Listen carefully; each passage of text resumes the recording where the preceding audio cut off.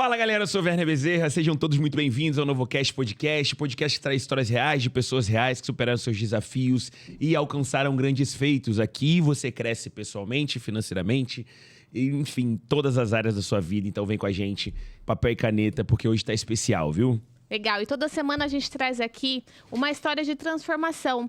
Alguém que transformou a sua vida em busca de um sonho, enfim, de um projeto. E a gente acredita que você conhecer o bastidor da vida dessa pessoa pode te dar um insight na tua vida também. E como a gente está numa semana mais especial, mais espiritual, chegando a Páscoa, essa pessoa que está aqui vai certamente nos trazer aí um caminho, um renovo para a gente viver bem esses dias que estão chegando. Resolvemos fazer um programa especial. Então, seja você empreendedor, profissional, buscando evolução, ou uma pessoa que deseja dar um novo rumo para sua vida, esse é o lugar certo, tá? Aqui a gente vai explorar tudo que a gente puder, né? A gente cresce muito e espera que você também, aí do outro lado, cresça muito com essa conversa de hoje. Isso aí. A gente estava conversando no bastidor que a gente estava até pensando em rever algumas coisas no NovoCast, porque muitas pessoas que vêm aqui para falar de negócios acabam falando de fé, né? Então, Deus está aqui com a gente, então fica ligado que hoje vai ser muito especial. Vou apresentar o nosso convidado. Existem vozes que renovam tradições e trazem frescor para caminhos milenares. O nosso convidado de hoje pertence a uma nova geração do clero na Arquidiocese de Campo Grande. Mas engana-se quem pensa que a juventude significa falta de experiência. Ele é um comunicador nato que entende que a fé precisa estar aonde o povo está, seja no altar, seja no Instagram ou no microfone de um podcast. Ordenado sacerdote no dia 11 de maio de 2024, formado em filosofia e teologia, pós-graduado em doutrina social da igreja, atualmente está como pároco da paróquia Maria Medianeira das Graças, assumindo missões de liderança com uma velocidade impressionante. Assim como é jovem, né? A velocidade também, quando ele assume essas posições de liderança, tá muito rápido, né? E além do seu trabalho pastoral, ele é anfitrião de um podcast, Café com Padre, que inclusive é feito também nesse estúdio. Muita honra pra gente, então, né? se você for lá no Instagram dele, daqui a pouco vai subir aqui, você vai ver lá alguns cortes bem legais. Passei lá ontem, inclusive. Legal. Stalkeei, viu, padre? Um mestre em traduzir teologia para o cotidiano, tornando o sagrado acessível para todos. Então, por isso que eu disse que é especial, papel e caneta vai ser muito importante hoje. Então, com um pé na tradição e outro na inovação digital, ele vem aqui hoje nos mostrar que a espiritualidade pode e deve ter um sabor de café com tereré, com uma conversa bem franca. Então, seja muito bem-vindo ao NovoCast, Padre Alisson Muriel. Prazer, Padre, ter o senhor aqui com a gente. Prazer, viu? Sabrina. Obrigado, Sabrina. Obrigado, Werner. Acertei. Uma satisfação para mim estar aqui com vocês hoje no NovoCast. O ambiente para mim é familiar, né? Então, isso também é um pouco desafiador, porque agora eu sou entrevistado, né? Diferente. É isso mesmo. Mas para mim é uma felicidade poder estar aqui e contribuir com o público que nos assiste com aquilo que, por exemplo, eu posso dizer que eu tenho de melhor, né? Porque o que tem de pior deixa de lado. Alegria, Padre. Pode começar, Sabrina. Tá. Ô, Padre, a gente está vivendo, né, a Semana Santa, né? Na verdade, a gente vem aí de quase 40 dias, né? Num tempo diferente da igreja, né? Onde a gente reflete mais, onde a gente tenta, né, se sacrificar um pouquinho para tirar alguns prazeres. Enfim, a gente quer que o senhor nos diga aqui, para quem não conseguiu viver, de repente, esses 40 dias de uma maneira, vamos dizer, correta, né? Para chegar na Páscoa agora, no próximo domingo, de uma maneira mais forte, né? Eu fracassei na minha quaresma, enfim, eu não consegui fazer o que eu deveria fazer. Como que eu chego nessa Semana Santa com essa alma cansada e cheia de ruído? É possível ainda eu fazer alguma coisa para viver essa Páscoa no domingo? Ou já era? Fica pro ano que vem? O que o senhor pode trazer para a gente nesses dias e nessa semana da Semana Santa e da Páscoa que está chegando? Eu costumo dizer às pessoas, mas sobretudo aos jovens, porque eles me procuram mais, né? O jovem gosta de confessar com o padre novo, pedir conselho, né? Embora os jovens às vezes sejam meio resistentes e tudo. Eu digo uma frase para eles, né? Está proibido desistir. Né? Isso é muito importante. Legal. Né? Porque enquanto há vida, há esperança. Né? Esperança de mudança, esperança de conversão, esperança de ser alegre, de ser feliz, etc. Então, às vezes as pessoas chegam com uma quaresma frustrada, por assim dizer, e aí existem diversos tipos de quaresmas e penitências e propósitos quaresmais, que talvez eu possa falar alguma coisa daqui a pouco. As pessoas pensam em desistir, porque, poxa, estabeleci uma meta e não consegui alcançar. É igual a meta do início de ano, né? Vira um ano e a pessoa coloca a meta que vai fazer academia. Aí, de repente, não consegue fazer. Aí desiste o ano inteiro.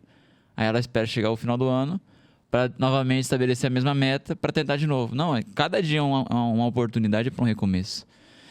Então, mesmo que eu tenha estabelecido um propósito quaresmal e eu tenha me frustrado neste propósito, seja lá 2, 3 dias, eu costumo dizer, a quaresma, né, exatamente não são 40 dias, né? Enfim, porque o domingo não se faz penitência, enfim, mas é uma coisa particular. Mas, poxa, você tem 40 dias. Se você conseguiu cumprir sua penitência, seu propósito espiritual, seja lá o que for, durante 20 dias, opa, bacana, conseguiu cumprir alguma coisa.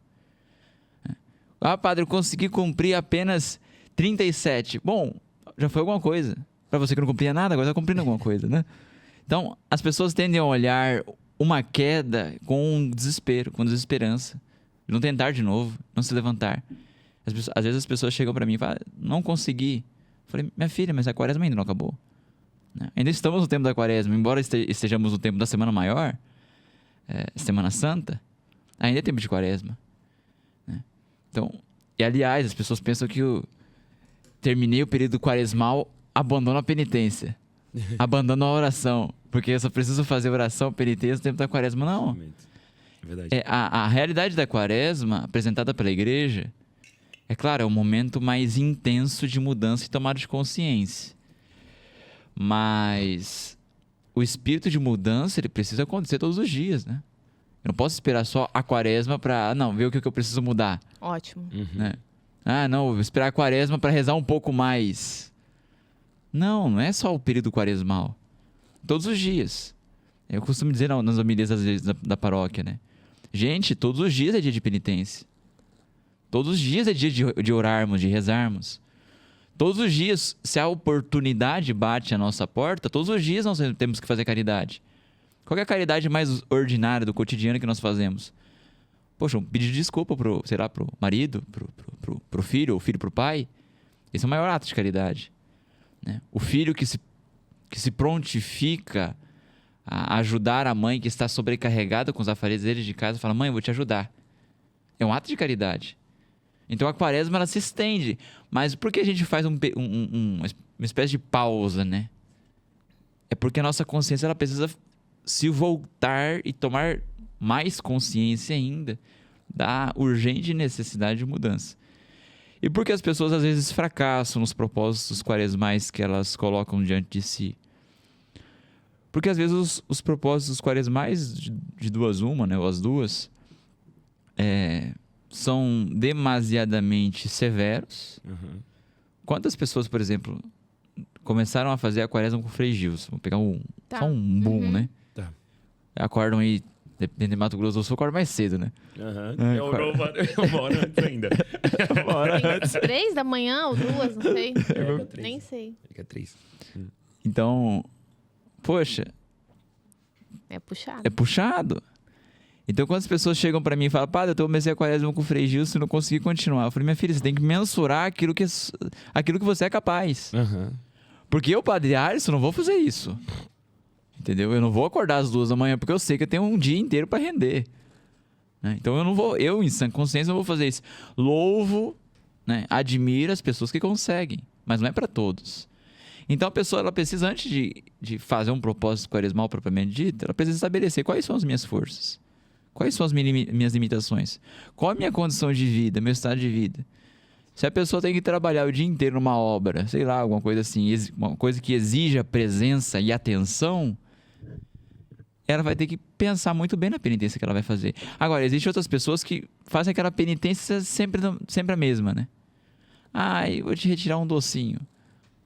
Eu vou retirar uma balinha. Né? Vou retirar... É sempre aquela mesmice.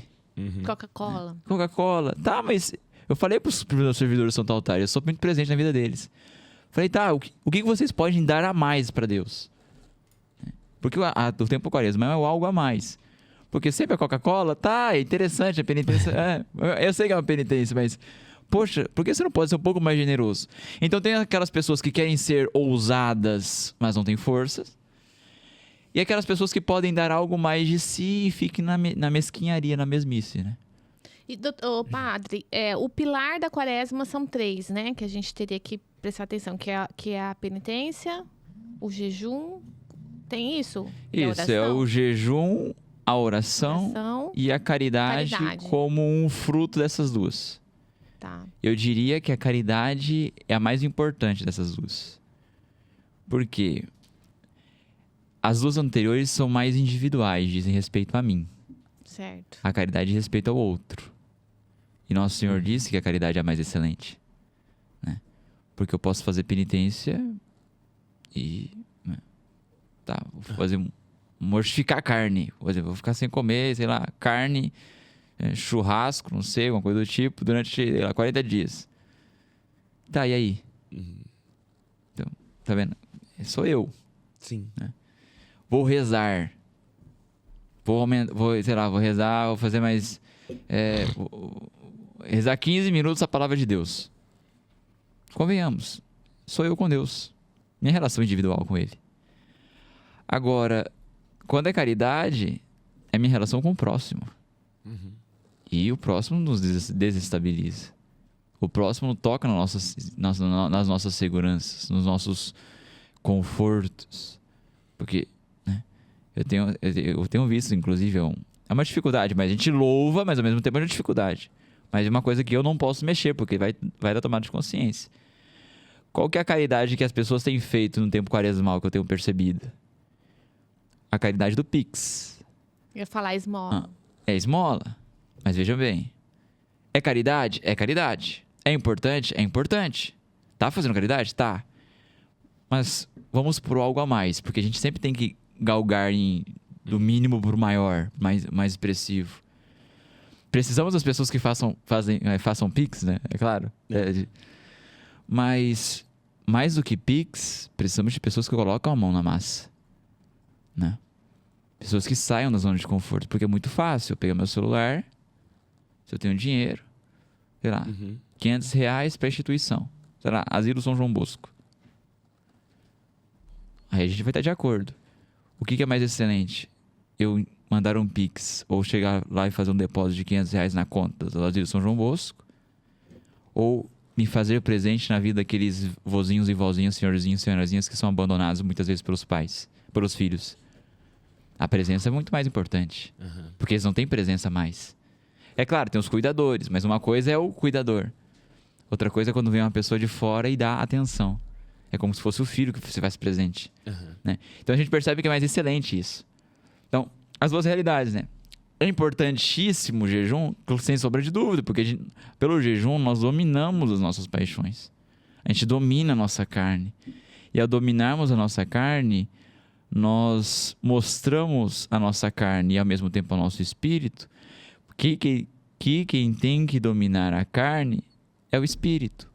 E não a carne dominar o espírito, mas ao contrário. Né? E através da oração é o fortalecimento do espírito. Porque a oração, ela fortalece o nosso espiritual. E nosso espiritual fortalecido domina o nosso carnal, nossa sensibilidade, as nossas paixões, nossa ira, e por aí vai. E aí que tá. Uma vez ordenado, uma vez tomada a consciência de que eu estou mudando, eu me deparo com a realidade do próximo. É aí que tá aquilo que eu disse, né? A realidade do próximo me desestabiliza. Porque eu falo, poxa, por que não ajudar o outro? Essa era a máxima de Santa Teresa de Calcutá. Ela fala assim, eu ajudo os outros porque Deus ajudou a minha miséria. Né?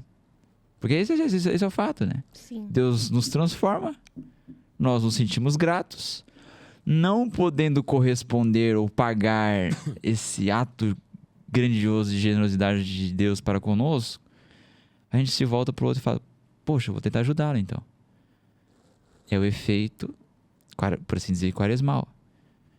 Tomei consciência que eu preciso dominar minha carne e fazer morrer algo em mim. minha espiritualidade, meu contato, minha conexão, minha intimidade com Deus crescem cada vez mais. E é batata. A partir do momento que eu tenho um contato com Deus, o amor de Deus, o amor para com Deus, faz necessariamente, se ele é autêntico, que eu tenho amor para com o próximo. Essas duas coisas estão intrinsecamente relacionadas. Por isso eu duvido e questiono muitas vezes. As pessoas às vezes vêm para mim, né, dizem, padre, eu amo muito a Deus. Eu falo, eu sou categórico. Quais são as obras de caridade? Uau. Porque se eu amo a Deus, intrinsecamente eu preciso ser caridoso com o outro. Porque tá relacionado. Sim. E se eu amo o próximo, eu tenho que amar a Deus também. Legal, padre. Caraca, gente. E desse que o padre tá falando, por exemplo, né? Eu tenho feito missa diária. Daí eu quero manter isso enquanto eu puder, né? Mas eu fico pensando, o que a missa diária tá transformando na minha vida, né? O que na prática isso eu tô colocando em prática na minha casa em relação ao meu temperamento que é mais colérico e aí a questão da paciência com as crianças. Eu tenho me questionado muito isso, porque às vezes a gente consegue cumprir todos os ritos, digamos assim, do que se prega. Mas e aí? E a sua transformação pessoal? Mas eu assim, posso estar errado, né? Mas eu acredito que o fato de você pensar isso já é alguma coisa. Entende? O fato de você estar questionando e colocando isso na mesa e refletindo sobre isso, como isso está me mudando. Isso já é sabe? Como a gente está falando de tomada de consciência, né? Eu acho que é legal. Mas entendeu? sabe o que eu tenho pedido para Deus? Falo, Senhor, me faz ter clareza daquele momento de raiva ou de ira. Para que eu enxergue aquele meu estado e eu devolva de outra forma. Que é o mais difícil, entendeu? Eu acho que o milagre vai acontecer no dia que eu sentir aquela coisa que o colérico tem e... Tá tudo bem, entendeu? Essa é a minha expectativa, sabe, padre, desse processo. Aproveitando que a gente tá num episódio especial, vou fazer uma pergunta que tem muita gente que nos assiste que é de outras religiões, tem gente também que se diz católico, mas não entende o que acontece de verdade entre o Domingo de Ramos e o Domingo de Páscoa. A gente trouxe o senhor aqui, né, por conta dessa semana, que é mais intensa, vamos dizer assim. O senhor poderia traduzir pra gente o que tá em jogo essa semana, para as pessoas que estão nos ouvindo, o porquê que esse momento da história é um momento que divide a humanidade, e o que é o Tríduo Pascal? A história é longa. São muitas, né? Vamos tentar resumir, padre. Agora, gente, vai fazer um podcast só para essa pergunta. Numa linguagem simples. Vou tentar resumir aqui, eu já aceito um tereré também. Então tá bom.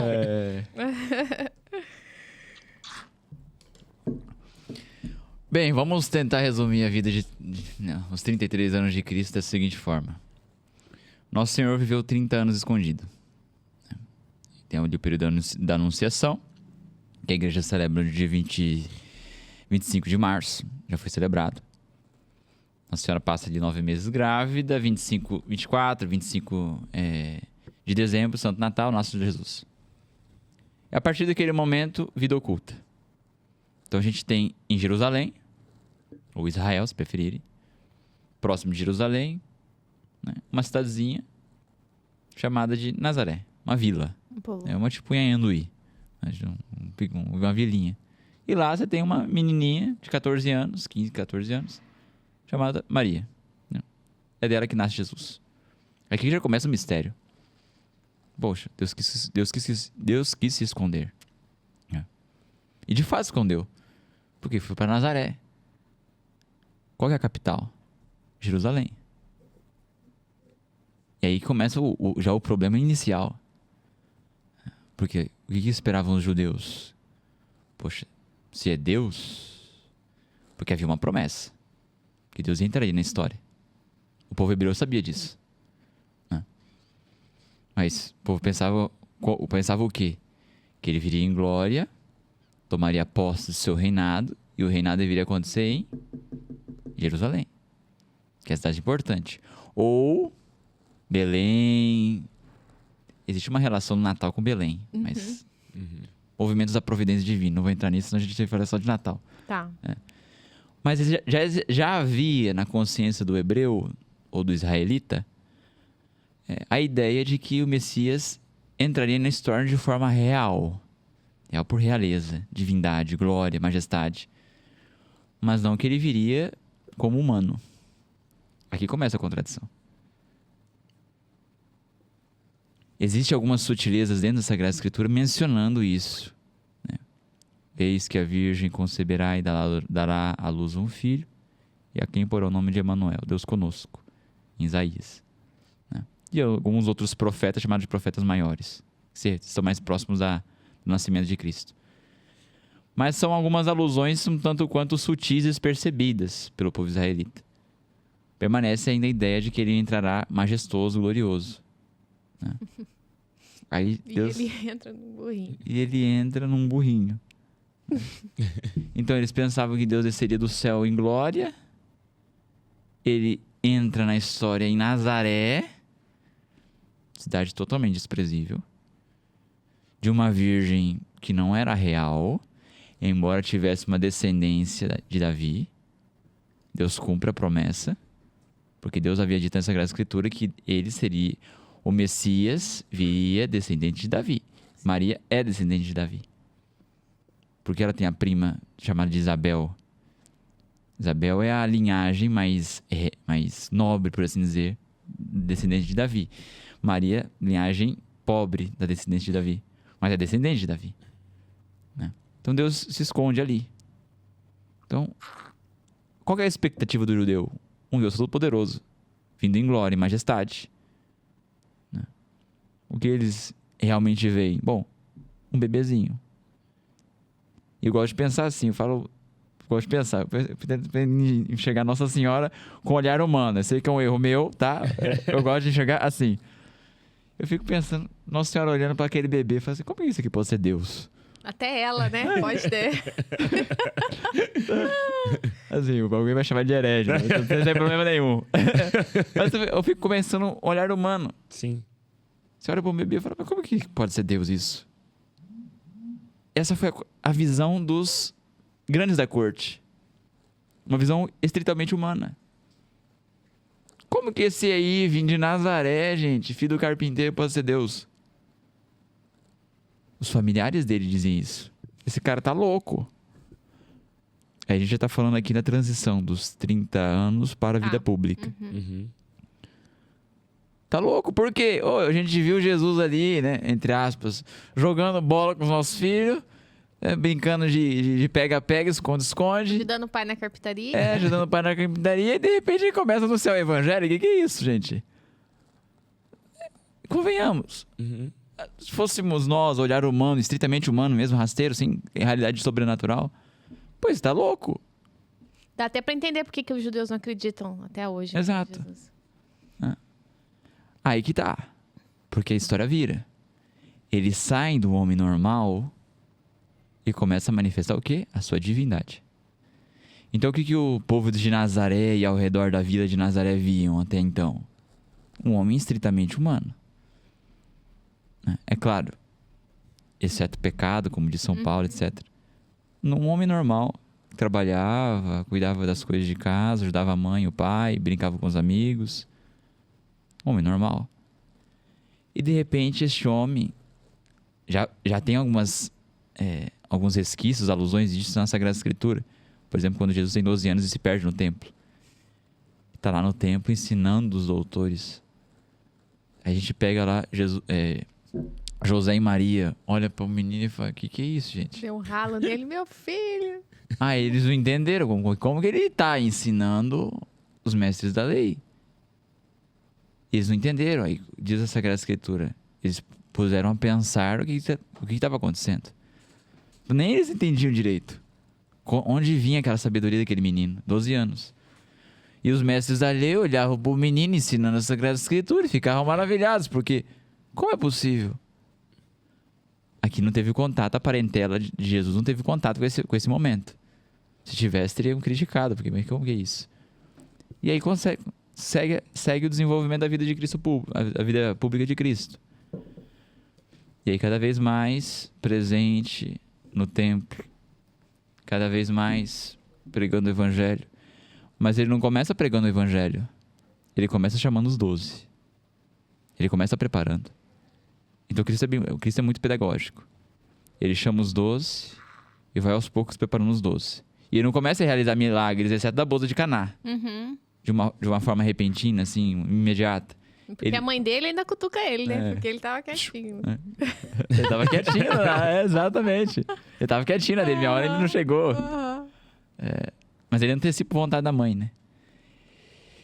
E aí ele vai lá e chama os 12. Cada um na sua especificidade. Um tá na colheitaria de impostos, os outros estão pescando e por aí vai. Ele chama os 12. Bem santinhos, né, Exato, né? Muito bons. Né? Igual a gente, assim. Então chama os 12. E aí ele começa aos poucos realizar os seus milagres, suas pregações, os seus ensinamentos. Aí começa a ver a contradição. Então a gente pode dividir a vida de Cristo pública desses 3 anos da seguinte forma pra gente entender. Tá, pra gente chegar na Páscoa. Isso. Primeiro ano, eleição dos 12 e formação ministerial dos 12. Vamos dizer assim, podemos chamar assim, escolinha de Jesus, né? Uhum. Eles entram para aprender a ser apóstolo, para aprender a anunciar o evangelho, exorcizar as coisas do gênero. Depois, realização dos milagres públicos. E os primeiros confrontos com os fariseus, mestres da lei, as grandes autoridades da corte, tanto assim das sinagogas quanto do templo. Existe uma distinção, mas não vem ao caso. Essas 2 realidades. E o Terceiro, a consequência dessa segunda parte, que é o que nós estamos vivenciando essas semanas. Legal. Que a realidade da presença do justo incomoda, porque o Cristo não arreia que o pé que fala, né? Não volta atrás. Ele continua falando. Tentam calar a voz dele, tentam calar a boca dele, ele esquiva, sai, tenta uma forma de apedrejá-lo, de matá-lo, mas tem tanta gente junto dele que os fariseus, né, temem, porque pode gerar uma revolta. E aí Jesus se afasta, depois volta, depois se afasta novamente porque tentam prendê-lo e matá-lo. Até que, ao retornar a Jerusalém, antes dele sair novamente, tentam apedrejá-lo e matá-lo e dá um jeito de escapar de novo e sai. E aí ele retorna para Jerusalém, sabendo que morrerá, que a gente celebra o Domingo de Ramos. Ele entra triunfante. Com os ramos. Aí que tá. Festa. Por que ele entra triunfante? Para tomar posse do seu reinado. Mas não é um reinado que vem por glória. É um reinado que vem travestido de glória, mas o seu trono é a cruz. Entendeu? Então o trono dele, que ele vai tomar posse, não é o trono sentado de um rei, é a cruz. Então o trono do Cristo é a cruz. Entendeu? Então, basicamente, é esse o desenvolvimento da lógica dos 3 anos de vida pública de Cristo. Ele escolhe os apóstolos, tenta prepará-los e os prepara, mas eles não estão prontos ainda, porque a completude da formação dos apóstolos, a pós-graduação, se dará em Pentecostes. Ainda não estão prontos. Jesus sabia disso. Jesus sabia de tudo, na verdade. É Deus, né? Ele estava lá desde o começo exato. da criação. E aí,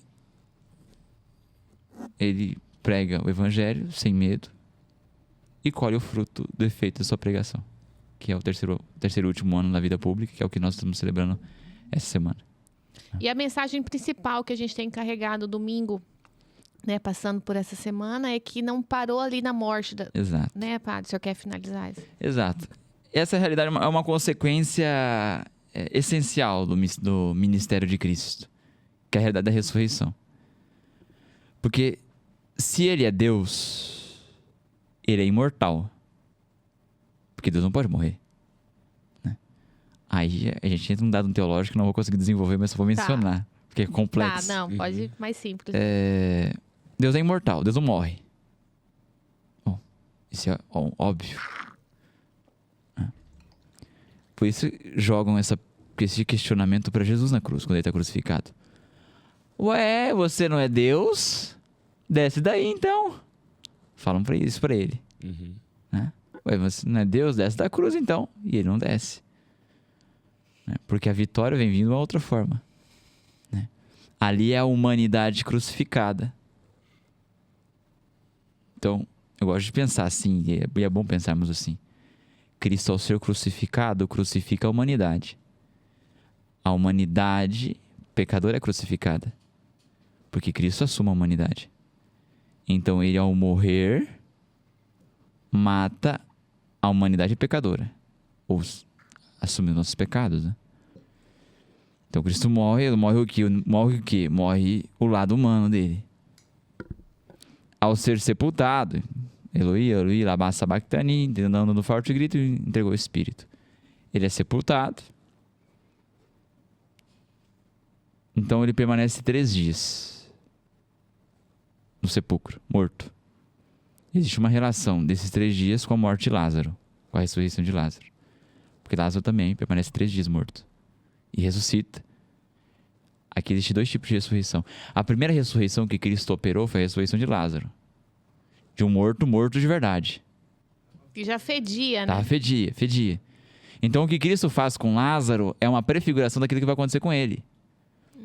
E acontece alguns, por assim dizer, meses ou semanas antes da morte dele. Então ele prefigura em Lázaro aquilo que vai acontecer com ele. Não sei se você... Eu nunca tinha visto essa A gente relação. pega a Sagrada Escritura do Evangelho segundo São João e a gente percebe isso.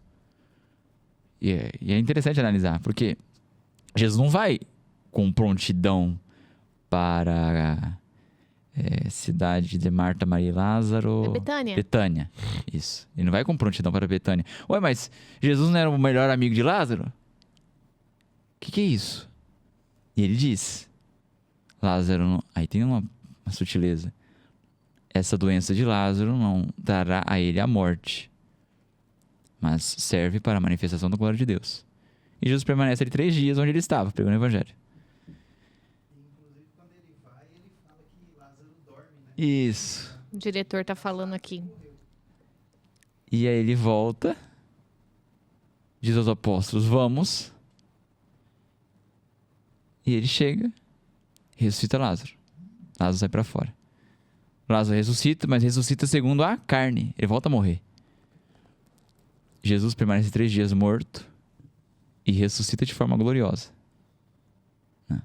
Ele assume um corpo humano, de fato humano, mas uma outra dimensão, uma dimensão gloriosa. Quando Lázaro sai, eles reconhecem que era Lázaro, fisicamente falando. Quando Cristo ressuscita, Maria Madalena, que é a primeira testemunha do sepulcro, ela não reconhece imediatamente que é Cristo. Porque o Era corpo... algo... Né, assim, totalmente Porque o corpo é sobrenatural. glorioso. O corpo glorioso ele não está suscetível às dimensões físicas. Quando os apóstolos estão reunidos nas suas casas, numa casa, que seria depois do cenáculo, com medo dos judeus, porque desencadeou uma perseguição ali. Jesus entra e põe-se no meio deles. Mas como que ele entra se a porta estava fechada? Porque o corpo glorioso não está suscetível às dimensões físicas. Eu gosto de pensar, por exemplo, Padre Pio. A gente tentar enxergar algo mais próximo de nós, porque Jesus glorioso, tá, não tô vendo. E aí, como que faz? É igual Tomé. Tá, mas e aí, eu não tô vendo, como que eu vou acreditar? Aí Jesus aparece, Tomé tá aqui, ó, Tomé, coloca a tua mão aí, o seu incrédulo. O Padre Pio. 2 lugares ao mesmo tempo, as chagas, bilocava, tinha um conhecimento do interior da alma das pessoas. Então não é algo muito distante de nós, para nós percebermos que Deus consegue operar coisas extraordinárias, né? Então, como que acontece a ressurreição? Bom, uma consequência lógica. Deus é imortal. Deus não pode morrer. Existem sutilezas teológicas aqui. Uhum. Então, é a ação de Deus que faz com que o corpo glorioso de Cristo, né, ou o corpo mortal de Cristo, morto de Cristo, assuma uma nova realidade, que é a realidade glorificada. Então, é aquilo que diz São Paulo na Carta aos Hebreus. Cristo é o primeiro, o primogênito dentre os mortos, daquilo que seremos. Amém. Entendeu? Daquilo que nós precisamos vamos voar. Muito lindo, padre. Muito lindo. E depois, assim, só para fechar pra gente, que a gente quer saber um pouquinho mais da tua vida também, aí vem depois o Espírito Santo, né? Acho que a gente vive numa das melhores épocas que a gente poderia viver, né? Porque o Antigo Testamento foi duro, né? O Espírito, ele ficava em algumas pessoas só. Hoje a gente pode Exato. ter a presença do Espírito Santo em cada um de nós, né, Padre? Exato. Posso falar isso? Eu não sei. Não, tá certo, certíssima. Porque havia uma espécie de eleição divina Uhum. no Antigo Testamento. Deus escolhia algumas pessoas por meio das quais ele falava. Falava através dos acontecimentos da história também. Né? Nuvens, trombetas, raios, fenômenos da natureza. Fogo. Mas agora, na plenitude dos tempos, ele fala através do Filho. Mas Cristo diz, não vos deixarei órfãos. É necessário que eu vá para que venha o Consolador. Eu gosto dessa expressão, Consolador. Porque o Espírito Santo recebe diversos nomes. Advogado, Consolador, Paráclito, Sopro, Vento, Fogo. Mas eu gosto de Consolador. Por que Consolador? O nosso consolo era quem? No caso dos apóstolos. O Cristo, o noivo que estava com eles. Mas o noivo será tirado. E vocês terão agora que fazer penitência e jejum. Que é a pergunta embaixo que tem ali com os fariseus. O noivo vai ser tirado. E aí vai ser necessário fazer jejum. O jejum é penitência, mortificação, é dor, é sofrimento. A gente permanece nessa angústia. Uhum. E quem nos consola? O Espírito Santo. Que lindo. Então o Espírito Santo age dentro de nós. Por isso ele é sopro. Por isso ele é ruá. Por isso ele é fogo. Por isso ele é vento. Né? Por isso ele é simbolizado numa pomba.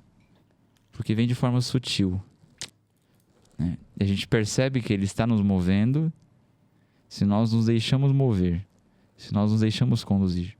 Não é violento. Uhum. Né? Ele vai nos consumindo. É igual o fogo. O fogo ele não consome abruptamente, rapidamente. Ele vai aos poucos, quebrando a dureza, consumindo.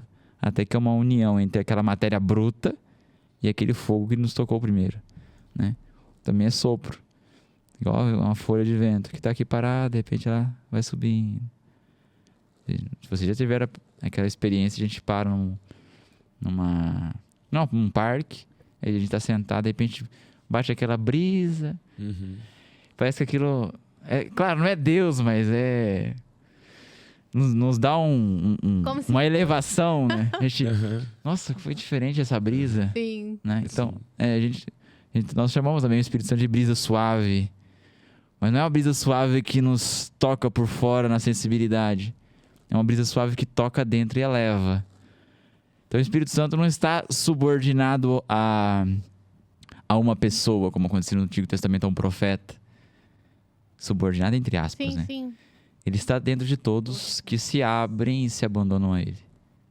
E todos aqueles que se abandonam a Ele, Ele move a lugares, muitas vezes, onde nós não queremos ir, como disse a Pedro. Legal demais. Dá Preciso um dar recadinho aí, vai. Pessoal, demais, né? Sim, frescor de fato. Enfim, nós temos episódio ainda. Então faz o seguinte, você tá curtindo aí, deixa aí. Deixa seu like, é importante pra caramba, tá? Deixa seu comentário também, é muito importante esse engajamento de vocês pra gente espalhar a mensagem do Novocast pelo YouTube. Compartilha com todo mundo, o máximo de pessoas que você puder, essa conversa para elevar essas pessoas também. A gente está nos streams de áudio, estamos no Spotify, Apple Podcast, Prime Music também, para você que gosta de escutar podcasts nesses streamings, né? Às vezes fazendo outra coisa, não dá para ver, mas dá para escutar. Também é super válido. E deixa lá seu joinha no Spotify, é legal também, ajuda bastante. A gente tá no Instagram também, deixa lá seu recado. Interage com a gente, Instagram, Facebook, TikTok. O Novocast também está lá, tá bom? É isso, né? Eu queria... Vamos falar um pouquinho mais sobre... O diretor mata nós. Nós chegamos nem no terço do roteiro. A gente tava aqui. falando nos bastidores, né? Você até falou que jogava bola. Então, que a gente quer saber quem que é o Alisson menino antes da batina, né? Lá de Rio Verde, Mato Grosso. Que você tem uma ele lembrança sonhava muito ser? forte, assim, do que te fez seguir esse caminho? Se você já pensava em seguir esse caminho? O que você queria ser, né? Quando era pequeno, enfim. Isso. Tá, Conta um pouquinho pra gente sobre isso. vamos lá. O garotinho de Rio Verde gostava de tomar banho no Rio Verde. Tomar banho no Rio. Garotinho ainda né? Que Padre Alisson né? super Ainda é. novo. Sou novo, 28 anos. Jovem 18 ainda. anos, Tá, eu fui um garoto normal, brincava na rua. Na época, eu nem tinha essas questões de tecnologia. Eu fui ter, por exemplo, meu primeiro celular foi com 13 anos. Então eu ficava na rua, gostava de brincar na rua, jogar bola, andar de bicicleta, soltar pipa. Um garoto normal pros tempos de antigamente, né? Hoje as coisas mudaram muito, né? Então eu era um garoto normal, uma criança normal, que não tinha desejo nenhum de ser padre. E não tinha contato algum com religião. Era católico de IBGE, com aquela definição Sim. que hoje nós Aham. categorizamos as pessoas, né? Católico de IBGE, disse católico, mas não vai à missa. Mas não era porque eu não queria. É porque, bom, era com os meus pais, né? Não iam, não levavam. Tem que ter um primeiro incentivo. A criança não vai sair de casa sozinha e vai pra igreja porque só se for uma pessoa muito iluminada, uma criança diferente. Mas eu não ia à igreja porque nunca me foi apresentado. Então eu ficava brincando na rua, jogava, ia pro colégio, né? Jogava xadrez. É isso. Gostava de fazer esporte. Uhum. Depois meus pais se mudaram. Eu tinha, se não me falha, uns 10, 11 anos mais ou menos. Se mudaram para Brasília. Meu pai assumiu um concurso público lá. E aí foi onde eu comecei a ter uma experiência, né, negativa, de amizades mesmo. Porque aqui em Campo Grande quando eu era criança, era um interiorzão aqui, tudo era mato. Tranquilo. Era mato, a gente andava na rua tranquilo. Hoje as pessoas têm medo de andar na rua. Sim. Né? Eu andava na rua tranquilo, ficava até 10 horas da noite na rua, ninguém... Eu fui ver o primeiro colega meu usar droga quando eu já estava saindo de Campo Grande. Pichações não tinha muito, essas coisas não tinha muito ainda. Então era bem tranquilo ainda naquela época. Naquela época, ó, como se fosse velho. E aí eu fui pra Brasília e aí eu fui ter um primeiro contato com as drogas. Nunca usei drogas, graças a Deus. Mas quase. Mas eu fui ter contato com essas coisas, criminalidade, tudo. Poxa, eu morei em Ceilândia, do lado de uma boca de fumo. Eu nunca tinha visto uma boca de fumo. Chegamos em Ceilândia, né? Acho que era Ceilândia Norte. Meu pai alocou uma kitnet lá, e do lado do kitnet tinha uma boca de fumo que o cara vendia drogas e tudo. Meu pai olhou assim por cima do muro e viu o cara vendendo. 3 dias depois a gente se mudou dali. Foi para outro lugar, mas Ceilândia. Uhum. Droga toda hora ali, né? Droga, funk, prostituição, coisas assim, coisas que eu não via, né? Eu não ouvia música, eu só brincava. Então eu fui começando a ter contato com essas coisas negativas. E é claro, né? Uma criança que tem contato com as outras crianças com mau comportamento, infelizmente, nesse aspecto, o mal vai vencendo. Porque esse é um grande benefício da religião. A religião, ela é um entrave. Esse é um fato. A partir do momento que a pessoa tem um contato com a religião, com as normas morais da religião, ela começa a evitar certos comportamentos, certas pessoas, certas coisas. Então, como não tinha normas morais, exceto aquelas que eu tinha aprendido do meu pai e da minha mãe, eu fui me deixando levar. Então, fui convivendo com a garotada do colégio e tudo mais. Eu fui me tornando violento. Fui aprendendo violência dentro do colégio. Bullying. Eu nunca tinha feito um bullying quando estudava em Campo Grande. Eu fui cometer o meu primeiro bullying em Brasília, porque eu aprendi isso. Com convivência com os outros. Fui ter uma convivência com os meninos que estavam sendo, aos poucos, inseridos numa facção criminosa. Né? Então, isso eu tinha uns 11, 12 anos. Né? Então, começava a conviver com a garotada. Jogava bola ali, o pessoal usando crack, maconha, e o outro com a arma do lado ali. A gente jogando bola e tudo, convivendo com esse povo. Sim. A gente aprende, né? Vai aprendendo por absorção, né? Fui aprendendo a linguagem deles, o modo como conduzir e tal. Aí vai entrando menina no rolo e coisa do gênero, né? Não vou entrar nos detalhes da história. Então, basicamente foi aí que eu fui me perdendo. Mas aí também foi se perdendo a minha família, né?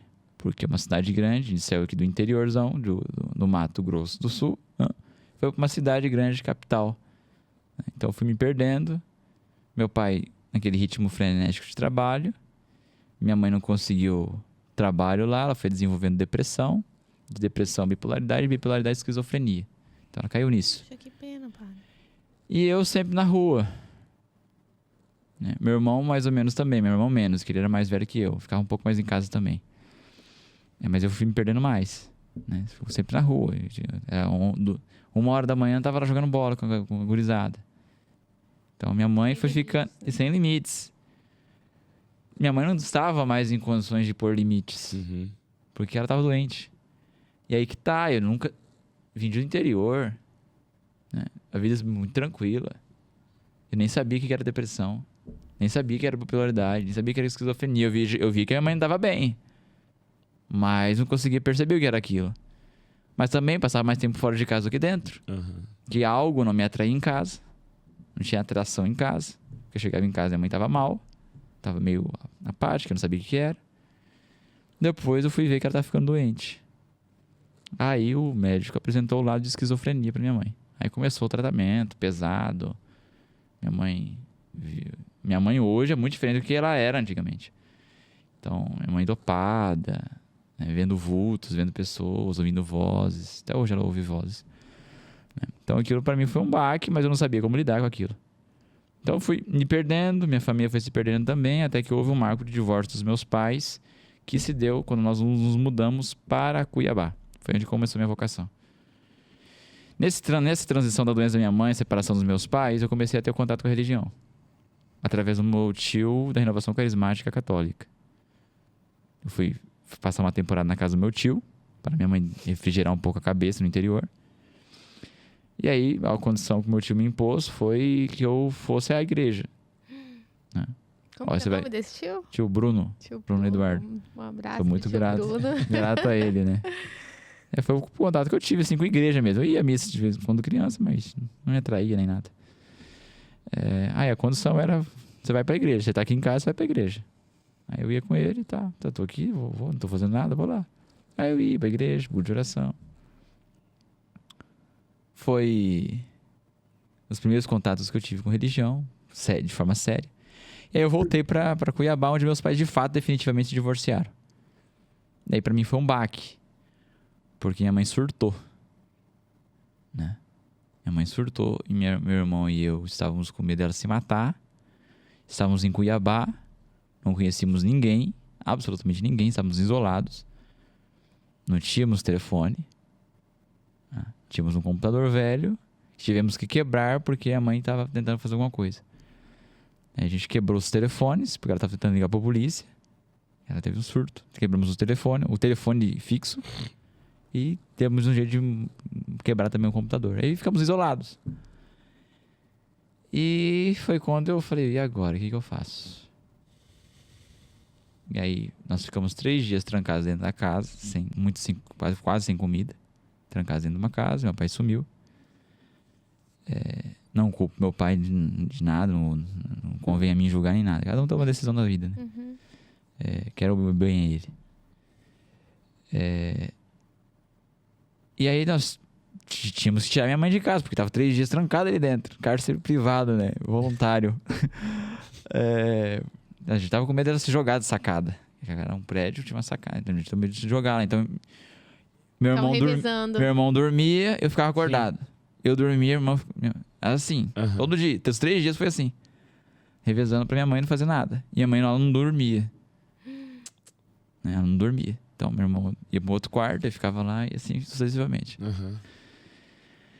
Até que cheguei pra minha irmã e falou: não dá mais, a gente vai ter que descer com a mãe. Senão quem vai ficar...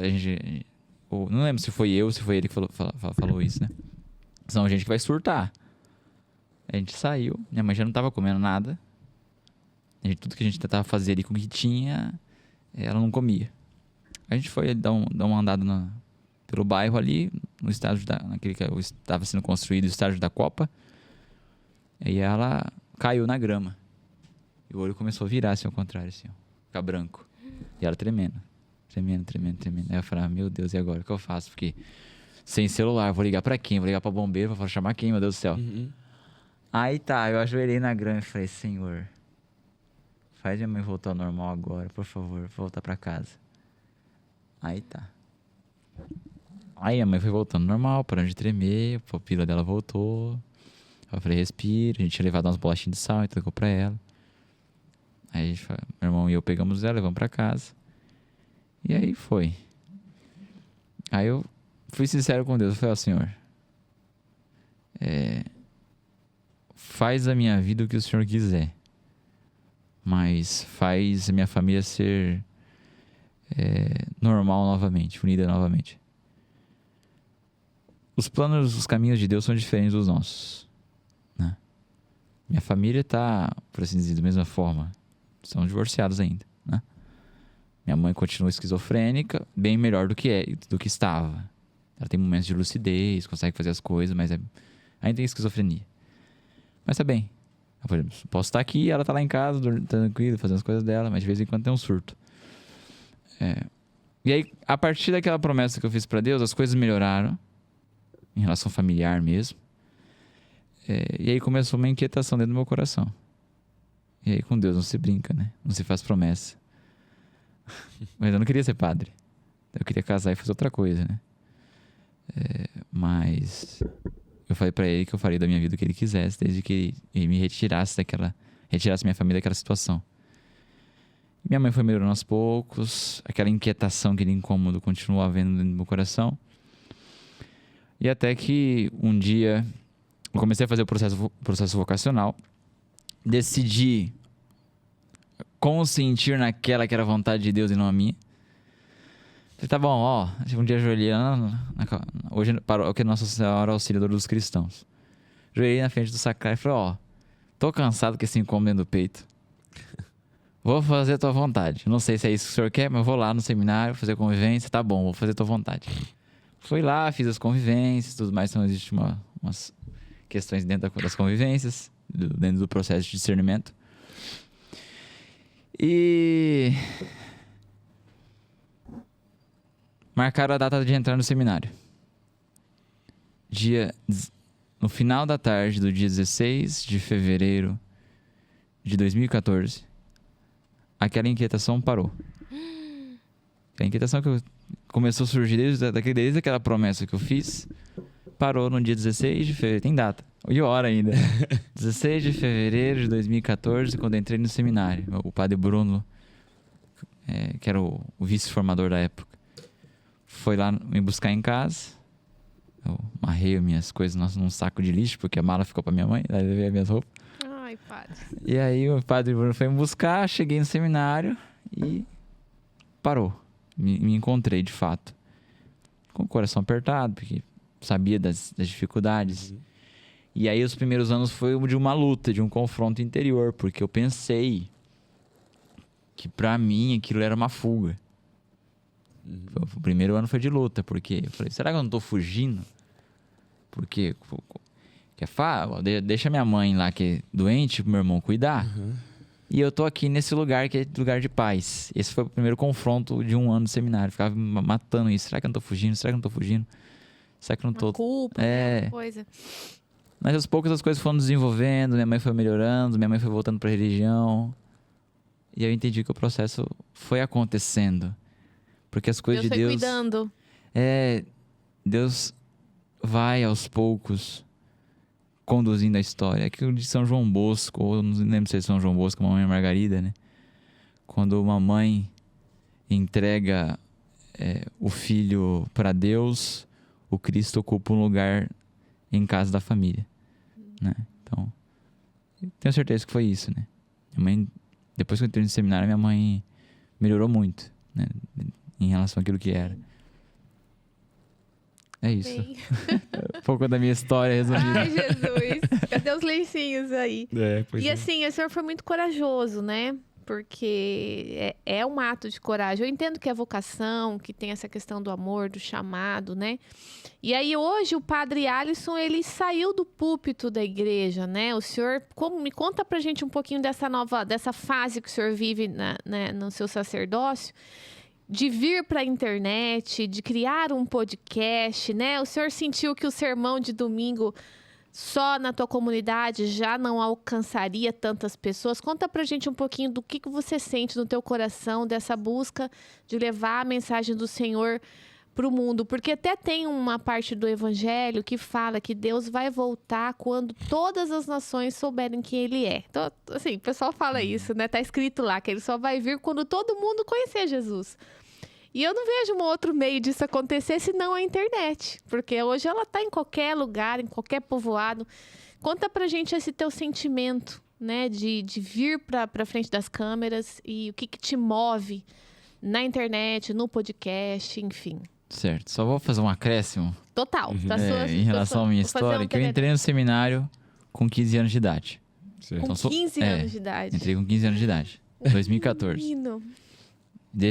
Decidi entrar com 14. Decidi minha vocação com 14. Falei, ok, Jesus, naquele sacrário. Falei, bom, vou fazer tua vontade. Com 15 eu entrei. Por que eu tô dizendo idade? Porque eu sou jovem. Isso. Não. Ok. Isso é importante. Aham. Tua linguagem já é uma linguagem Isso. mais tecnológica. Tecnológica.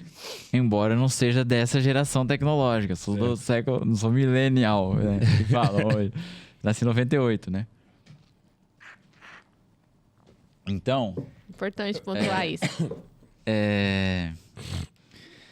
Eu sempre soube da importância da tecnologia. Embora eu não goste muito. Isso eu preciso dizer. Pra fazer essas entrevistas, pra mim é um sacrifício danado. É, padre. Mas você se dá super bem. As pessoas falam, mas pra mim é um sacrifício.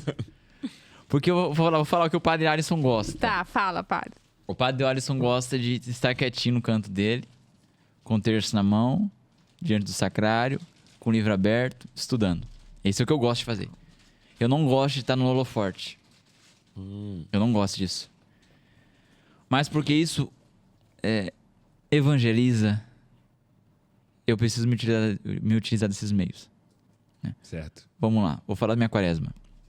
Eu tentei fazer minha quaresma de parar um pouco de internet. Mexer no Instagram, sobretudo, que é onde eu fico. Eu não tenho Facebook. Tá. Tinha um tempo atrás, quando eu era adolescente, mas não gosto. Uhum. Só fico Instagram, nem YouTube eu tenho, nem TikTok, nem nada. Tem o YouTube lá onde YouTube eu é o canal do Café o canal, com Padre, isso. né? Tem Se lá você não onde- segue ainda. Mas o meu negócio é Instagram, mexo ali, só ali. TikTok, Tá. tentei aquilo lá, meu Deus, é muita coisa. Quase surto com aquela coisa ali, nossa. Enfim. Eu também Deus não me tenho livre. TikTok. Pra mim aquilo ali é psicótico, enfim. A garotada não vai gostar, mas não é pra vocês não gostar mesmo. A garotada sabe o que eu falo. Tá. Eu tentei fazer uma quaresma de Instagram. Quaresma, mal dizer. Penitência. Sim. Dar um detox. Uhum. Mas eu percebi que eu precisava atrair público pra paróquia. Algumas ações que eu faço na paróquia. Novenas, orações, coisas do tipo, divulgação de festa padroeira. E eu tava ali na minha uma semana sem rede social, precisando publicar diversas atividades da paróquia. Eu falei, rapaz, não dá. Eu quero, mas vou ter que fazer um outro sacrifício, que é o querer. Né? O querer não querendo, né? Porque eu precisava fazer, sei lá, por exemplo, agora, Semana Santa. Meu Deus do céu, quanta atividade tem? Se eu ficar Sim. sem Instagram, eu não vou, comunica da melhor não vou maneira. chegar nas pessoas que eu preciso chegar. Então eu falei, poxa, vou ter que fazer, não tem o que fazer. É uma coisa quase que necessária. Pra mim, infelizmente, necessária. Porque, bom, se nós pegarmos os jovens, sobretudo, eles estão 100% ali. Uhum. Então 100% ali o dia inteiro, né, mexendo nisso. Chega a ser ao mesmo tempo doentio, né? Mas é tentar chegar através de um vídeo, né, no coração das pessoas. Ontem mesmo, eu tava rezando a missa numa outra paróquia. Terminei a missa, saí. Chegou uma senhora pra mim. Ah, padre, te acompanho no Instagram. Aí eu sou tímido, né? Pode parecer que eu não sou tímido, eu sou tímido, fico com vergonha. Aí eu... Ah, tá, legal, hein? Eu fiquei assim, legal, que bom. Ai, Porque eu pai. sou, fora eu sou assim, Sim. né? Porque na rede social a gente finge algo, por assim dizer, né? Porque a gente eu consigo fingir um algo. personagem, né? A gente veste a É. máscara do entrevistador, Aham. a gente apresenta bonitinho, faz o corte ali do Reels, coloca na inteligência artificial pra ficar bonitinho, impactante. A pessoa, nossa, que padre legal, fala bonito. Não é que fala bonito, fala atrapalhado mesmo. É só pegar o todo, você vai ver. Então ela chegou pra mim e falou, nossa, padre, eu gosto muito dos seus vídeos, o senhor fala com sinceridade, o senhor é autêntico, o senhor é verdadeiro. Isso é verdade. Isso é uma coisa que eu tenho. O que eu tenho que falar, eu falo, sem medo nenhum.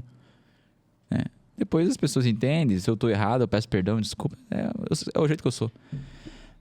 E ela falou, né, que aquilo foi importante pra ela. Um vídeo que eu publiquei na internet. Eu falei, bom. Se foi importante pra ela, é importante pra muitas outras pessoas. Mas de maneira especial, o que me fez ficar nas redes sociais e abrir um Café com Padre, um podcast. Isso. Sim. Nunca fiz podcast na vida, nem eu assisto podcast, nem eu assisto os meus podcasts. Eu não tenho paciência. É que eu não fico vendo muitas coisas na internet. Eu vejo só o que Falta aparece tempo, ali né? nas primeiras coisas do Instagram e depois eu fecho o celular e pronto. Eu sigo minha vida, fazendo meu trabalho, pagando minhas contas. Ou as contas da paróquia, melhor dizendo. Mas foi uma senhora chamada Andressa acho que Bonfim se chama, que eu fiz um desabafo pra ela. Eu falei, tô cansado dessas coisas de rede social, de tentar fazer isso, fazer aquilo e montar grupo de estudo e não dá certo. Eu acho que vou largar de Instagram, esse negócio de Instagram, e vou me fechar e vou estudar, fazer o que eu gosto de fazer. Ela falou, padre, o senhor não estaria sendo muito egoísta? E ela foi verdadeira comigo. Uhum. Porque o senhor tem uma riqueza que os outros não têm. Né? Mais ou menos. É verdade, eu tenho uma riqueza. É muito bom. Eu tenho uma riqueza. Existem pessoas que têm mais, cada um tem um tipo de riqueza, de valor. Ela falou, o senhor tem muito para contribuir com os outros. Ela falou, faz o seguinte, abre um story seu. Aí eu abri um story, tinha lá, o primeiro tinha 360 visualizações. E ela falou, aí ela falou, o story, né? Ela falou, olhe as curtidas. Aí eu olhei as curtidas, tinha umas coraçãozinho, né? Ela falou assim, agora imagina isso sentado dentro da tua igreja.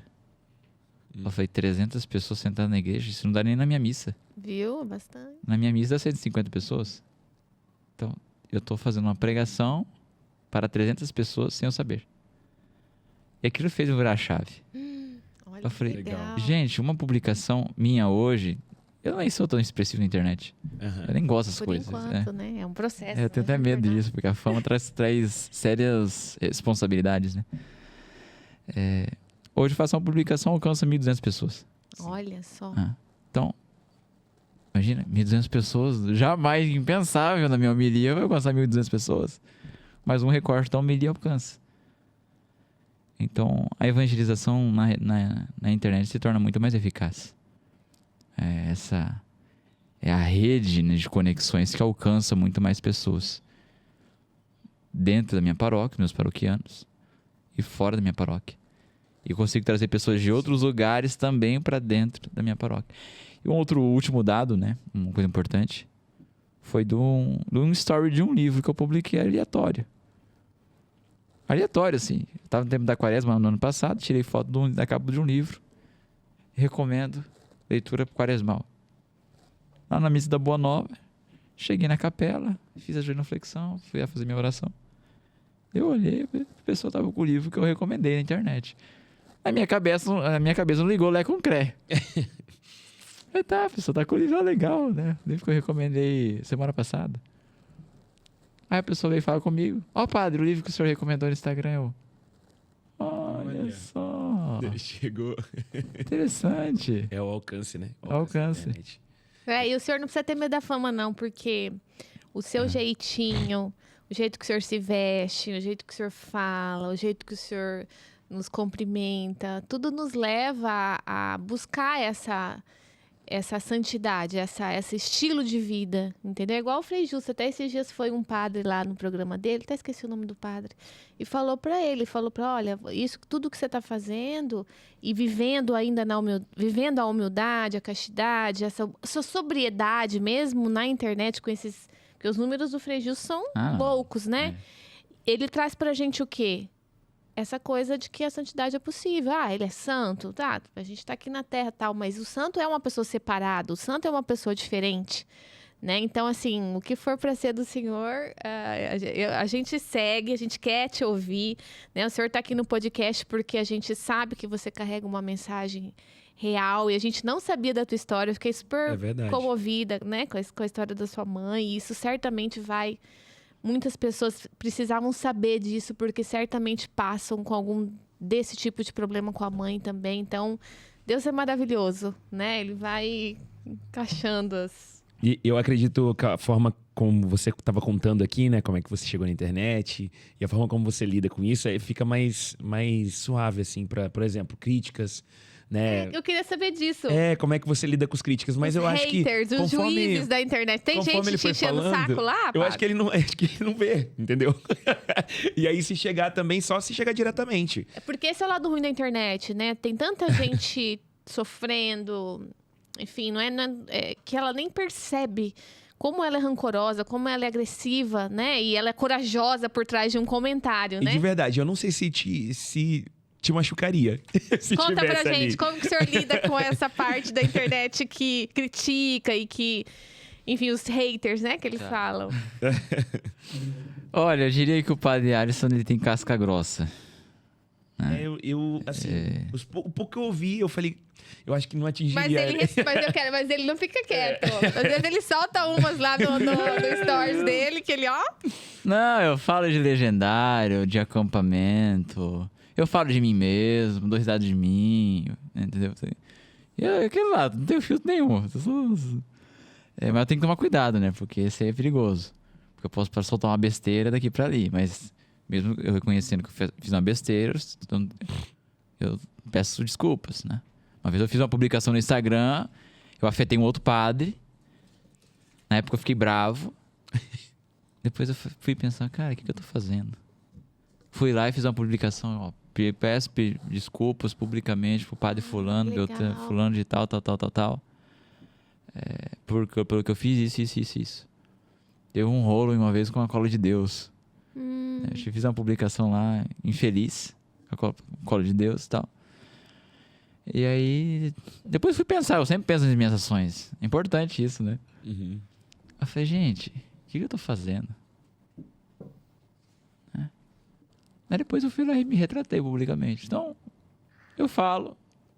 Se eu errei, eu não tenho vergonha de pedir desculpa. Certo. Eu peço desculpa pros meus paroquianos quando eu erro. Né? Os meus paroquianos sabem que eu falo o que eu tenho que falar. Mas ao mesmo tempo eu peço desculpa. Cheguei numa reunião da paróquia e falei assim, gente, vocês têm que me aturar aqui, que você sabe como eu sou. Né? Eu falo o que eu tenho que falar, se eu errar, depois eu venho aqui e peço desculpa. Mas assim, o padre Ares, ele desenvolveu no período do seminário também, eu diria uma casca grossa. Não que eu sou insensível, não é que eu sou insensível. É que essa realidade da minha mãe me fez encarar essas coisas de crítica, essas coisas aí com desprezo. Não é nada. A pessoa fala mal de mim, tá. Poxa, eu vi minha mãe ali. Eu tenho um fato que eu não contei da minha mãe. Eu vi ela comendo o lixo de casa. Doente. Minha mãe foi ao banheiro, eu tava no quarto. É igual criança. É igual criança quando fica quieto. Perde a sanidade. Isso, criança fica quieto, vai lá e faz besteira. Cheguei lá, metade quieto demais. Aí eu falei, mano, ó, cadê a mãe? Gritei do quarto. Meu irmão foi. Aí eu só ouço um barulho. Pá! Na cozinha, eu falei, o que é isso? Uma panela caindo. Cheguei lá, comida no chão e tudo mais. Eu perguntei o que foi que aconteceu. E a mãe tava lá no chão chorando e tal. Meu irmão deu um tapa na panela que a minha mãe tava comendo, comida estragada. Então, essas coisas da vida... Ficam pequenas. Se tiver uma crítica, não concordo contigo, tá, e aí, o que eu tenho a ver com isso? Né? Seminário, mesma coisa, seminário eles criticavam, falava lá, inventava fofoca de mim. Na paróquia mesmo, inventa conversa, fofoca. Eu posso fazer. O senhor sabe da verdade, Eu sei da Deus verdade. sabe da verdade, né? O meu lema de ordenação é justamente esse. Vivere sub presidium veritatis. Viver sob a proteção da verdade. Amém. Não? Quem é verdadeiro não se deixa abalar com as coisas que acontecem por fora. Quem é verdadeiro... Não é que eu seja o polo de humildade, não. Né? Quem é verdadeiro é humilde. Eu erro. Humildade é verdade. Exato, humildade é verdade. Santa Teresa Do de teu Ávila. ponto de vista e do ponto de vista do outro, Exato. né? Saber. Então, se eu errei, poxa, tenho que pedir desculpa. Se eu errei, tenho que pedir perdão. Ué, vamos lá, na paróquia eu peço perdão pros meus coroinhas. Não sei se tem algum padre que faz isso, mas eu faço. Outro dia eu fui grosso com um servidor do Santo Altar. Chamei ele à parte e falei, quero pedir desculpa, porque aquele dia na missa eu fui grosso com você, te respondi mal. Ponto. Paroquiano eu faço a mesma coisa. Com a minha mãe eu faço a mesma coisa. Então, verdade nos dois pontos de vista. Para dizer as coisas sem as claras, mas ao mesmo tempo ser humilde e saber reconhecer quando eu errei. O seu temperamento é um pouco mais colérico, padre? Não, Ou é eu sou sanguíneo? melancólico. Ah, você é melancólico. E tem um- Ah, mas o melancólico é parente do colérico, né? eu explodo, né? Aham. E eu sou sanguíneo também. Essa é a parte mais Que divertida. aí fez sua coragem de ir pro podcast, pra eu invento falar. as coisas, invento um verso alto, movimento para os jovens. Eu pego os jovens e coloquei dentro de uma Fiorino para entregar a cesta básica para os pobres. Legal. Então tem essa parte minha mais carismática que eu ativo de vez em quando. É o meu lado sanguíneo, mas geralmente a minha predominância mesmo é melancólica. Gosto de ficar mais quieto, Estudar. estudar, rezar, longe das atenções. Entendi. Aí a gente chama ele pro podcast. É isso. Aí Quero eu, ficar quieto. aí eu vim aqui ativar modo sanguíneo. Ó, a gente tem que ir pra roda. Você quer fazer mais uma Não, antes da roda? eu tava olhando ali o tempo, falei, vamos ter que ir, né? Eu posso fazer então uma última antes da Pode, roda? pode sim, ser, vai. diretor? Roda, A gente roda, tinha uma roleta. pauta, a roda de tereré é a última meia hora rapidinho, né? Pra gente te conhecer um pouquinho melhor. Isso, vamos rodar Mas o tinha uma tereré. pauta legal aqui que não vai dar tempo de falar muito, mas eu queria que o senhor trouxesse hoje nos dias atuais, né? Dentro dos 7 pecados capitais, né? Qual que o senhor enxerga que seria o que mais tá à tona, o que mais a gente precisa se atentar, né? E de repente uma virtude que poderia combatê-lo, ajudar, né, nessa caminhada. É difícil, né? A minha intenção era que o senhor explicasse os 7 e tal, mas a gente vai ter que voltar aqui no outro Isso, podcast, só que não um vai dar podcast tempo, para né? o- É um podcast por pecado capital, né, padre? Mas não sei se veio algum no seu coração pra gente soltar nesse final de quaresma. Tá. A situação atualmente está tão complicada que é difícil de precisar um. Porque O senhor A quer mãe- lembrar eles rapidinho? a mãe Só de pra- todos, A mãe, tá, bora. Mãe de todos. a mãe de todos os pecados é o orgulho, a soberba. Tá, então, todos os pecados, eu gosto de chamar de vícios. Todos os vícios capitais têm por raiz soberba. Então, um ato de preguiça é um ato de soberba. Entendeu? Um ato de avareza é um ato de soberba. Então, sempre vai ter uma relação com essa mãe. Entendeu? Agora, se eu pegar um pecado que existe mais predominância nas confissões, no comportamento das pessoas, é difícil, hein? Mas eu diria que existem 2 que estão muito relacionados: a avareza e a luxúria. Ou a luxúria e a avareza, que são as 2 coisas mais... O senhor pode Dizem, explicar pra gente, numa linguagem Luxúria, simples? por assim dizer, é a depravação sexual. Uhum. Que não é luxo, né? O pessoal, luxúria, pega o luxo, não, relacionado, não tem nada a ver com luxo. Luxúria é uma desordem no plano sexual. Né? E um apego desordenado aos bens materiais. Que é a avareza. Avareza. Eu diria que esses são os que mais estão enraizados dentro da personalidade das pessoas. E como que a gente pode combatê-los com alguma virtude? Tem alguma virtude oposta? Ou tem alguma Olha, outra? para combater todos os vícios capitais, é necessário aplicar as virtudes cardeais. As Prudência, justiça, fortaleza e temperança. Tem que ser todas. Porque não tem como combater um vício sem essas 4 virtudes. Porque elas precisam e elas operam juntas, porque elas estão relacionadas. Ou elas precisam estar relacionadas. Mas uma virtude relacionada ao vício capital da luxúria é a pureza ou a castidade. O que é a castidade?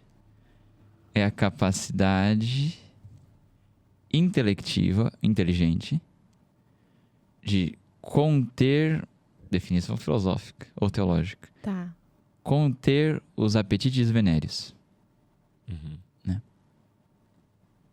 Traduz aí. Vamos lá. Apetites venéreos. Apetite venéreo é o desejo sexual. Aquele Ah, apetite dos baixos. Desejo ok, sexual. ok.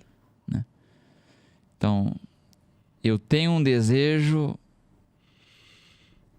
sei lá, por uma menina. Vamos supor, tenho 14 anos. Tá. Eu tenho um desejo sexual pra menina. Compreensível.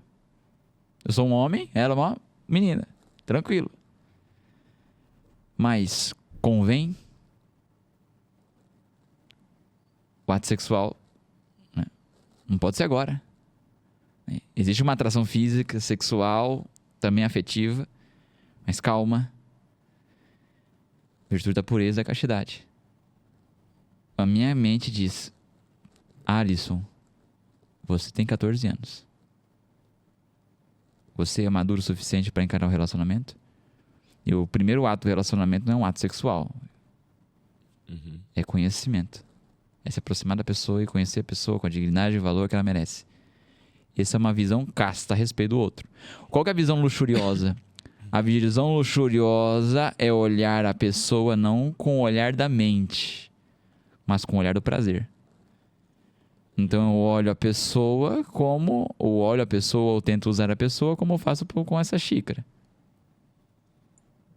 Só para obter uma satisfação. Esse é o problema da luxúria. Então, a luxúria está intrinsecamente relacionado com o prazer sexual venéreo? Sim, e não só. Por isso eu estou dizendo que existe uma relação da avareza com a luxúria. Porque as pessoas usam as outras como objeto de prazer sexual. Mas não só isso. As pessoas estão apegadas aos bens materiais de forma desordenada. Com um clique você compra o que você não precisa. E você se endivida no tigrinho. Mas não só isso. Você não dá valor às coisas que você comprou, como acontecia no tempo de antigamente. Você comprava uma mesa dessa e você passava essa mesa aqui para 3 gerações. Hoje você tem uma mesa que tá, e aí? Tá. Tem um iPhone, eu quero, nem sei qual é, nos números do iPhone, né? Cada ano troca de número. Então eu tô sempre nessa desordem de querer o próximo número, o melhor. Numa desordem. Então eu não trato as coisas com a dignidade que elas merecem. A gente vai se lembrar da nossa avó. Um joguinho de xícara da avó. Ela tinha um apego aquilo lá. Não é um apego avarento, vocês me entendem? Sim. É um apego, poxa, esse aqui possui uma história. E aí passava pra filha, eu herdei isso da minha avó e tá aqui. Aquilo tem uma carga histórica. Não é um apego avarento. Atenção. Como nós estamos numa sociedade fluida, por assim dizer, né? Fruto da avareza e também da desordem sexual, nós não só tratamos os objetos com irrelevância, Como as pessoas. tratamos também as pessoas como objeto relacionado à avareza e apetite desordenado sexual. Objetificamos as pessoas. Então hoje se uma pessoa não me serve, eu excluo. Tá, mas aí que tá. É o meu contato com a pessoa que me desafia que me faz melhor. Então, como é que eu combato esse vício capital da avareza? Pelo espírito de pobreza. Que é a tomada de consciência de que, poxa, eu tenho as coisas, mas preciso viver como se não as tivesse. Caiu essa xícara e quebrou. Nossa, eu gostava muito dessa xícara. Mas quebrou. E mensurar, tratar cada coisa com a dignidade que ela merece. Espírito de pobreza. Essa xícara quebrou. Pô, que pena. Gostava muito dessa xícara. Tá bom. Quebrou. Depois comprou outra. Agora, uma pessoa quebrou. Opa, é diferente. Porque uma pessoa quebrada, uma pessoa ferida, precisa ser curada. Isso aqui não precisa ser curado. Quebrou, comprou outro. É objeto. Agora, a pessoa possui uma dignidade. Então, o espírito de pobreza faz com que eu olhe a pessoa não como um objeto, mas como um ser dotado de dignidade, que precisa ser cuidado, valorizado, etc.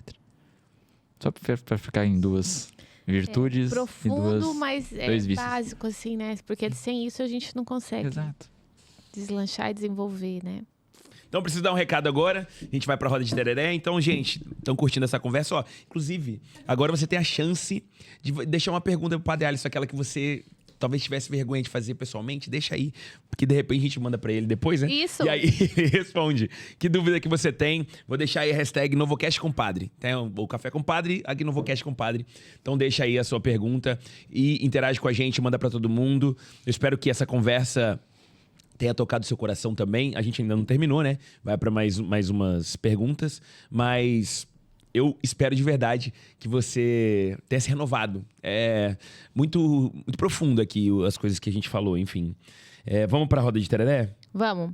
E vamos mandar um beijo também para a galera que está com a gente aqui, a Qualisalva, né? Que leva um pronto-socorro para dentro da sua casa. Você ter o plano da Qualisalva, não é só a ambulância, que é muito principal, mas você tem uma rede de atendimento, de médicos lá no local. Nós temos lá em casa, já usamos com as crianças. Antes de ir para um pronto-socorro, ele te atende e, se precisar, ele te leva para um pronto-socorro também. Deixar um beijo também pro Ricardo. Tá vendo, padre, que bonita essa mesa aqui? Essa mesa aqui, né? Essa aqui tem que passar de geração para geração. Vai subir o QR Code aí para você também do Ricardo. Ele tem outros produtos, tábuas, enfim, é um artista completo. Um beijo pro Ricardo, obrigada. E a gente tem uma lembrança também pro nosso querido Padre Alisson, para ele lembrar do NovoCast, para ele voltar sempre que ele quiser, e a gente vai chamar ele também. Viu, Padre? Isso. Toma, o senhor marca a gente no seu stories lá, que o padre tem muita visibilidade lá no stories do padre, tá bom? A ideia agora, Padre Alisson, é a gente fazer umas perguntas mais rapidinhas, tá? Pra gente tentar te conhecer um pouquinho mais dentro da última rodada, que é a roda de tereré, que eu vou te dar mais um tereré aqui. Eu começo, tudo bem? Pode começar. Uhum. Padre, quem que é o Padre Alisson Muriel numa palavra ou numa frase? Quem é você, padre? Ave Maria. Padre Alisson é um padre feliz. Uma palavra. Legal. O que te tira do sério? O que tira a felicidade de um padre feliz? Olha, como um mal melancólico, isso é o meu pecado. O pessoal da paróquia sofre com isso. Quando as coisas fogem do que eu havia estabelecido ou pensado. Isso me tira do sério. O melancólico é bem detalhista, né, padre? Detalhista. Quando algo foge da ordem, meu Deus, ou quando não fazem aquilo que eu havia pré-estabelecido, desobedecem. Ai, meu Deus. E você sabe que o colérico tem disso também, né? Daí, quando dá errado, eu fico pensando assim, mas por que eu tô tão brava assim? Por que tinha que ser do jeito que eu queria? Aí já vem um tal do orgulho, né? Aí aí eu lembro de Romanos 8:28, tudo concorre para o bem dos que amam a Deus, era pra ser assim. Eu fico nessa luta mental, sabe? Como eu tenho um pouquinho de virtude, eu paro, fico 2 dias pensando. Antes de reagir. Eu penso. Se a pessoa fez alguma coisa de errado, eu faço discernimento. Se a pessoa fez alguma coisa de errado, eu chamo ela pra conversar. Legal. Se eu dei uma má resposta, eu vou lá e falo com ela. Pede desculpa. Demora uns 2 dias. Demora uns 2 dias pra processar. Aí depois começa de novo. E o melancólico e o colérico demoram pra perdoar um pouco. O sanguíneo eles são mais tranquilos. Padre, se o senhor tivesse 15 minutos de café ou com tereré com qualquer santo que já viveu aqui na Terra, quem seria essa pessoa? Ai, Nossa Senhora e Tomás de Aquino. O senhor teria alguma questão específica para perguntar? Eu perguntaria para Nossa Senhora como foi a vivência em Nazaré. Porque a gente não tem nenhum relato disso. Como foi viver com Jesus e conversar com ele a respeito da intimidade. Enquanto Tomás de Aquino, só sentaria e ouviria a sabedoria que sai da boca dele. Legal. Que hábito que mudou sua vida? O estudo. O estudo especialmente da filosofia e da teologia tomista mudou minha cabeça de uma forma extraordinária. Com o pouco contato que eu tive com a filosofia e a teologia tomista. Que vem de São Tomás de Aquino. Isso. Que é Tem algum- enxergar o homem como ele é nas suas diversas nuances.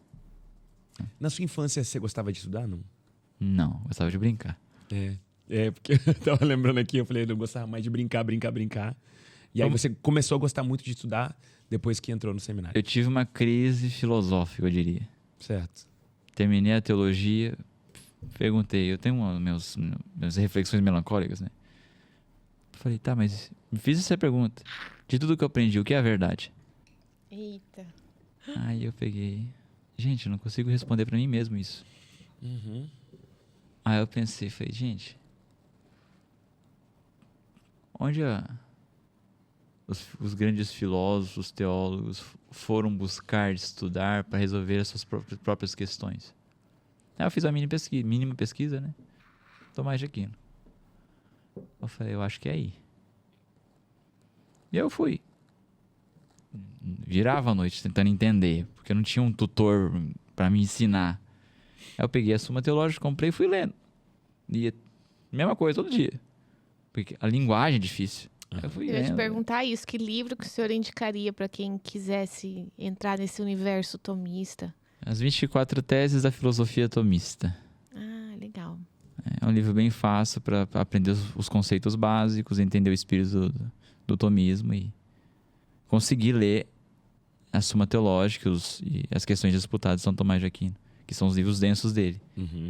Então, esse livro introdutório já basta para adentrar na Suma Teológica. Legal.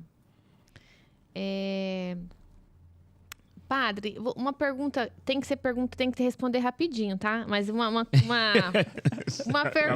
Tem dificuldade. Uma polêmicazinha rapidinha. A gente falou da Páscoa, né? O senhor muito bem falado, explicado, né? Que daí Jesus ressuscitou e depois veio o Espírito Santo, né? A gente tem hoje muito, a gente vê, principalmente nos acampamentos da Igreja Católica, que vem da renovação, tudo a questão do repouso no Espírito. Mas a gente não lê sobre isso no Evangelho. A gente vê aqui tem línguas de fogo, nananã.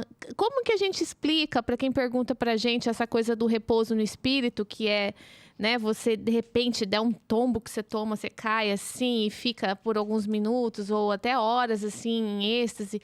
Aonde está escrito isso, assim, na Bíblia ou no Catecismo? Como que a gente explica esse repouso no Espírito? Eu não estou duvidando, eu sei que existe, mas a parte teórica disso vem da onde? Ai, meu Deus. Você me faz essa pergunta, gente. Esse aqui é um pai difícil. Pula essa, não dá. Gente. Então, seguinte, vai ter que voltar, certo? Vai ter que voltar, né? Uma das perguntas aí é essa. A gente começa Porque- outro podcast. Eu teria que explicar êxtase e fenômenos psicológicos. Não dá pra fazer em 5 Não dá, minutos. desculpa. Tá bom, então vai você. Ó, as pessoas... A gente fala assim, o padre tem uma vida normal, né, gente? Também, né? Que lugar da cidade te traz paz quando você não tá de batina? Aqui em Campo Grande. Eu lembrei muito da brisa aqui, daquela coisa da brisa, assim. Que passa, você fala assim, putz, isso aqui Dá foi diferente. tempo, padre? Eu tinha um... Hoje, infelizmente, não consigo ir muito, né? Eu tenho uma casa de uns amigos, como Jesus tinha a Betânia. Né? Hoje eu não consigo ir muito lá. Legal. Hoje eu não consigo muito ir por causa de atividades. Todo dia muita coisa. Mas eu gosto de natureza. Uhum. Infelizmente, eu não consigo me retirar em Campo Grande. Eu já entendi isso. Eu preciso sair do estado, entrar no mosteiro e ficar quieto. Pra desligar a cabeça, né? Senão eu não consigo. Já entendi isso. Então tenho que sair, ir para um parque, um mosteiro fora, ou vou para casa dos meus amigos para conversar com eles e conversar coisas da vida, etc. Legal. Esses dias o senhor fez um evento lá no Morro do Ernesto, né? Com a Isso, eu gosto dessas garotada, coisas. né? Eu gosto dessas coisas. Aventura, né? Maneiro. Padre, qual seria o convidado dos seus sonhos para vir no seu podcast? Quem que o senhor tem desejo, assim, curiosidade de entrevistar? Padre Paulo Ricardo. Eu já conversei com ele pessoalmente uma vez, pedi alguns conselhos, mas seria Padre Paulo Ricardo. E Dom Henrique Soares, falecido. Mas não tem como.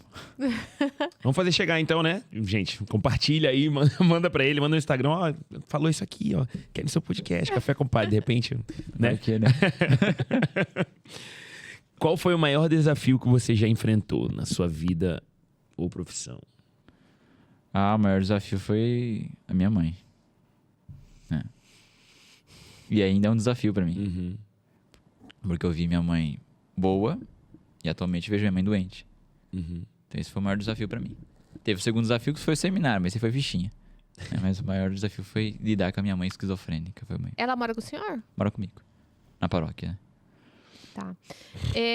Padre, uma dica de convivência. Como lidar com pessoas difíceis dentro da família, não tô falando de doença, mas assim, enfim, de relacionamento mesmo na paróquia, na família. Que dica que o senhor dá de tudo que a gente conversou hoje aqui?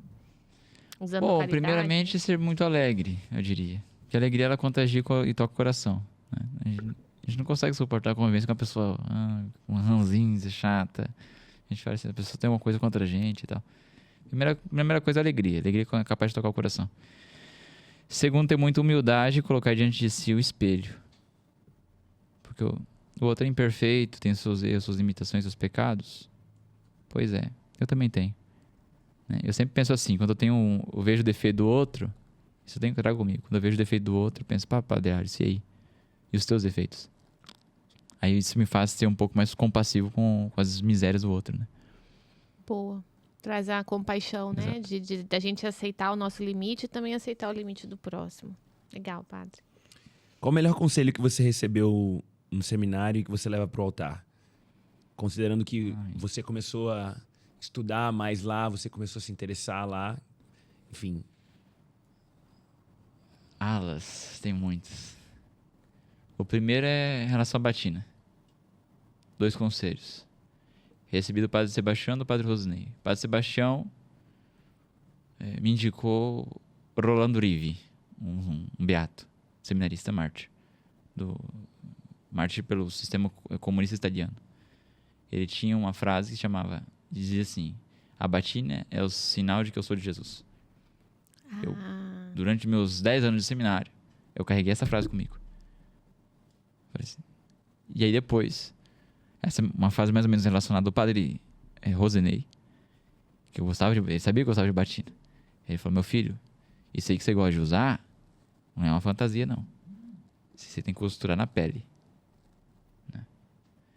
E aí, a última frase, né, o conselho, né, dos vários que eu recebi, é de que eu precisava, já no seminário, ser o padre que eu seria no futuro. Eu tentei forjar isso ao longo do processo seminário. Legal. Muito legal, porque às vezes você vê padres que usam só uma camiseta com uma... Isso, é uma veste talar. A veste talar é tanta batina... Mas impacta ver Isso. com essa roupa, que é o hábito, né? É o hábito. E é onde a gente vê o Padre Alisson, ele tá com essa roupa. Bem legal. O Morro do Ernesto, todo lugar. Claro, Correndo no meio do rio. Em casa, dependendo do horário, tira batina, óbvio, pra dormir, tomar banho. Às vezes as pessoas me perguntam, mas o senhor toma banho de batina? Meu Deus do céu, que pergunta é essa, senhor? Fala sério, padre, jura? Ai. Ô, padre, tem algum sonho que o senhor gostaria de realizar e que o senhor possa compartilhar com a gente? Meu sonho é chegar no céu, né? Esse é o meu sonho. Os outros... São 2, vamos lá, né? Meu sonho é chegar no céu. Meu outro sonho é fazer com que as pessoas compreendam que as coisas que elas buscam, ou elas têm buscado, não saciam o coração humano. Esses são esses 2 sonhos. O resto é... Explica um pouquinho isso pra gente. Tem um buraco dentro da gente que a gente não fecha. Exato. Não é uma busca, uma angústia que depende dessa conexão. Exato. Nós vivemos angustiados, com Deus e sem Deus. Isso é um fato. Vou fazer uma confusão do estado espiritual que está o Padre Alisson agora. Eu estou angustiado. Não por preocupações, não é isso. Por uma coisa que eu não sei o porquê. Mas eu tô bem. Tô feliz. Porque eu sei que Deus me ama. Agora imagina uma pessoa que tenta preencher essa angústia com prazeres, com festa, com... Depois, mais vazio, mais vazio, mais vazio, mais vazio. Vai entrando numa depressão, numa neura, num surto. Tem coisas na vida que só Deus responde, né? E a gente precisa fazer como Samuel. Acho que é Samuel, né? Sim. Senhor, eis-me aqui. Ou como Nossa Senhora, eis-me aqui, faça-me segundo a tua palavra. Nossa Senhora recebe a visita do anjo quando ela se abriu a... Ela sempre foi assim, né? Mas ela se abriu a tentar entender o que Deus queria para ela. Né? Então, Senhor, o que queres que eu faça? Aí as nossas crises se resolvem com mais facilidade. Legal. Não justifica, mas talvez se explique, né? Daí entrar a questão da avareza e da luxúria, né? Porque você vai Exato. tentando preencher esse espaço que... Porque a gente não veio daqui da Terra, né? A nossa alma e o nosso espírito, eles não foram forjados aqui. A gente vem de outro lugar. Não sei exatamente, né? E aí fica essa vontade de algo que a gente ainda não viveu, né? E que a gente completa isso com a fé em Deus, né? Tem um salmo que diz: minha alma anseia por Deus, pelo Deus vivo, quando teria a alegria de ver a face de Deus. É isso. Nosso coração também anseia pelas coisas do alto. Não pelas coisas do baixo, porque do baixo já tem. É pelas coisas do alto. Nosso coração foi feito pro alto. E se a gente busca as coisas do baixo, a gente diz uma expressão meio ruim, nós nos baixificamos. Nosso coração foi feito pro alto, foi feito para se elevar, e a gente pega as coisas do baixo e diviniza. Não, a gente se rebaixa. A gente precisa se elevar. E como que a gente se eleva? Quando a gente entra em contato com aquele que é grande, que é aquele que é elevado, que é Deus. Aí nós somos elevados. Por mais que soframos, por mais que estejamos em angústia. Há pessoas que chegam para mim: padre, eu tô depressivo, mas tô feliz.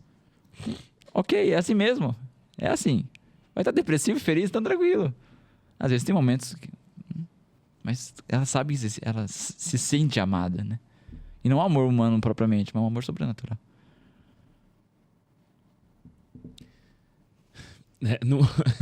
No mundo... que assim... Não, eu tô um pouco... No mundo assim que tá muito, né, muito rápido e assim, a gente falou sobre tanta coisa e realmente tá, né, enfim. Como é que uma pessoa que tá ouvindo a gente e quer, sei lá, quer manter uma constância espiritual, ela tem dificuldade de se concentrar em oração, que você falaria para essa pessoa? Ela tá tentando buscar. Isso, tá querendo se elevar, certo?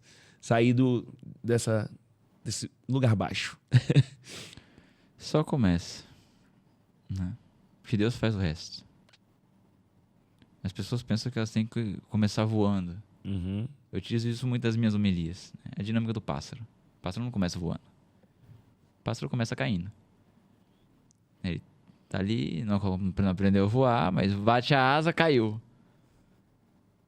É começando que o pássaro voa. A gente olha o pássaro voando lá, a pomba, a águia. Nossa, que bonito. Gostaria de ser como ela. Não, mas ela não começou voando, né? Ela começou tentando. Uhum. E é a constância do tentar que fez com que a águia se unisse ao vento, né? E é claro, não é o voar e o cair, mas é a constância. Quantas pessoas que eu atendo que desistem? Ah, pá, desisti porque tentei, caí. Tá, filho, é isso. Você é um... Proibido desistir, né? Proibido desistir. Você é um pássaro tentando voar, né? Mas vai chegar um momento, se você não desistir, que Deus vai te sustentar, né? E quando você cai, é só fragilidade. Mas quando você levanta, é Deus que te sustenta, né? Então é não desistir. É isso. Eu gosto de sempre pensar isso. Eu quero ter uma vida de oração. Só esteja diante do Senhor, com o coração aberto. O resto Ele faz. Isso eu digo para mim mesmo. Às vezes eu tenho o desejo de fazer várias coisas práticas, né? Porque parece trazer mais atenção. Mas às vezes o nosso coração tá angustiado e a gente senta ali, acontece como diz Santa Teresa nas moradas. A gente senta diante do Senhor, parece que aquele turbilhão de coisas se resolve com a maior facilidade. E a gente se pergunta, mas por que não pensei isso? Ou por que não pensei nisso? Tá, porque você não consultou Deus antes. Aí a sua cabeça tá um turbilhão de coisas, parece que é o Deus que está resolvendo o processo. A gente só precisa parar e estar diante dele. Como disse São João Maria Vianney, do senhorzinho da paróquia dele, né? Ele chegou na igreja, tinha um senhorzinho lá olhando a Eucaristia para todo dia. O que é isso? Não pega um livro para ler, não dá um terço. Só tá sentado, chegou pro senhor. O que o senhor tá fazendo todo dia aqui? Eu olho pro senhor, no sacrário, né? Ele me olha e a gente se entende, né? E eu trago isso, né? Deus não precisa dos nossos discursos. Ele é um pai que conhece o nosso coração. Ele só quer que nós estejamos diante dele, ponto. E a presença dele resolve os nossos problemas. Bonito. Amém. E na verdade ele quer o nosso silêncio um pouco, né? Porque a gente só fala, não escuta ele falar, né, padre? Acho que Santa Teresa que diz que nós somos uma máquina de falar, uma máquina de barulho. A gente gosta, não, para. Quieta um pouco. Como diz o profeta Oséias, Deus fala no silêncio, entra no silêncio e o resto deixa com ele. Até quando você vai evoluindo no hábito da oração, como é difícil você falar tudo que você tem para falar e silenciar, né? Agora eu quero te ouvir. Nossa, é uma luta, né? Mas é uma... partindo para o fim já, padre, eu acho que como que o senhor pode ajudar hoje um jovem, um adolescente, ou até um adulto que carrega uma ferida da época da tua idade, de 14 anos, quando o pai precisava ser pai e ele, por motivos pessoais, se abandonou, saiu, magoou, feriu. E porque eu vejo assim que a gente amar de verdade, a gente precisa estar com o coração mais livre. Às vezes a gente carrega alguma mágoa muito forte com em relação ao nosso pai, nossa mãe.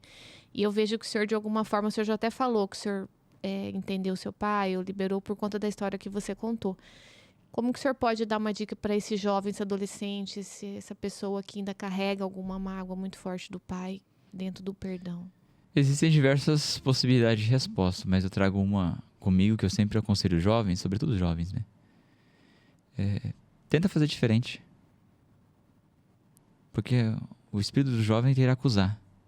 Meu pai, minha mãe. E eu chego.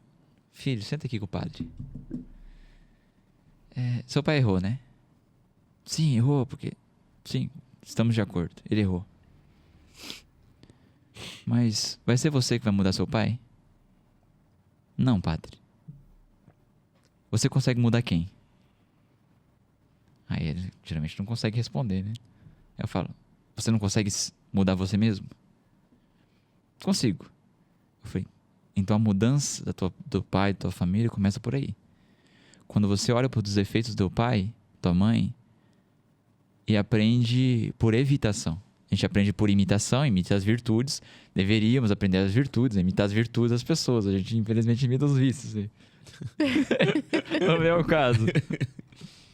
Imitar as virtudes do que as pessoas têm de bom. E olhar o que elas têm de ruim e falar, não quero ser assim. Porque em nós existe liberdade. Então, diga aos jovens, olha para os defeitos do teu pai e fala, não quero ser igual. Meu pai era agressivo com a minha mãe. Não quero ser com a minha esposa. Isso eu carrego comigo. Porque eu vi os erros do meu pai, eu não julgo. Porque eu compreendo. O ler virtudes, ler vícios me fez entender o processo. Não julgo. Eu tenho compaixão. Né? E o que eu olhei a minha família sendo destruída, dissolvida, eu falei, eu preciso fazer alguma coisa pelas pessoas que estão na mesma situação. E aí eu fui tentar ajudar as pessoas dentro desse processo. Né? justamente através do aconselhamento. Então, é olhar para os erros do meu pai e falar, tá, mas os pecados e os erros são dele. Diante de minhas mãos existe a possibilidade de mudança. E quem tem que mudar sou eu. Né? Acho que seria basicamente isso, teria mais coisas, né? Tá bom. Muito bom. Você tem... Agora você é nosso amigo, né? Tá aqui no Novocast. Agora é Café com o Padre, Novocast. A gente já compartilha o mesmo estúdio. Então, Isso aí. você conhece alguém que você fala assim, putz, essa pessoa também tinha que sentar ali no Novocast pra levar um conteúdo legal pro pessoal. Quem que vem na tua mente agora? Veio uma pessoa à mente, mas ela não aceitaria porque eu conheço. É uma amiga minha chamada Verônica Aguilar. Verônica Aguilar. Padre. Ela não viria porque é tímida? Tímida e era muito simples. Ela é muito simples, ela não viria. Conhecendo ela, não viria, não aceitaria. Será? Ela vai estar assistindo a gente, né? E se ela sentasse aqui pra conversar com vocês, ela ia chorar. Ela vai falar, não acredito que você falou com meu ela, nome. então, ué. A gente volta com ela. É verdade, aqui vem os dois, dia. pronto. Pode ser que De aconteça. repente ela fala, né, se encoraja. Aí você fala pra ela assim, eu também não queria, não gosto de Eu falei, mas eu vou. Fala com ela que tem caneca. A gente dá uma caneca. Mais alguém? Só a Verônica.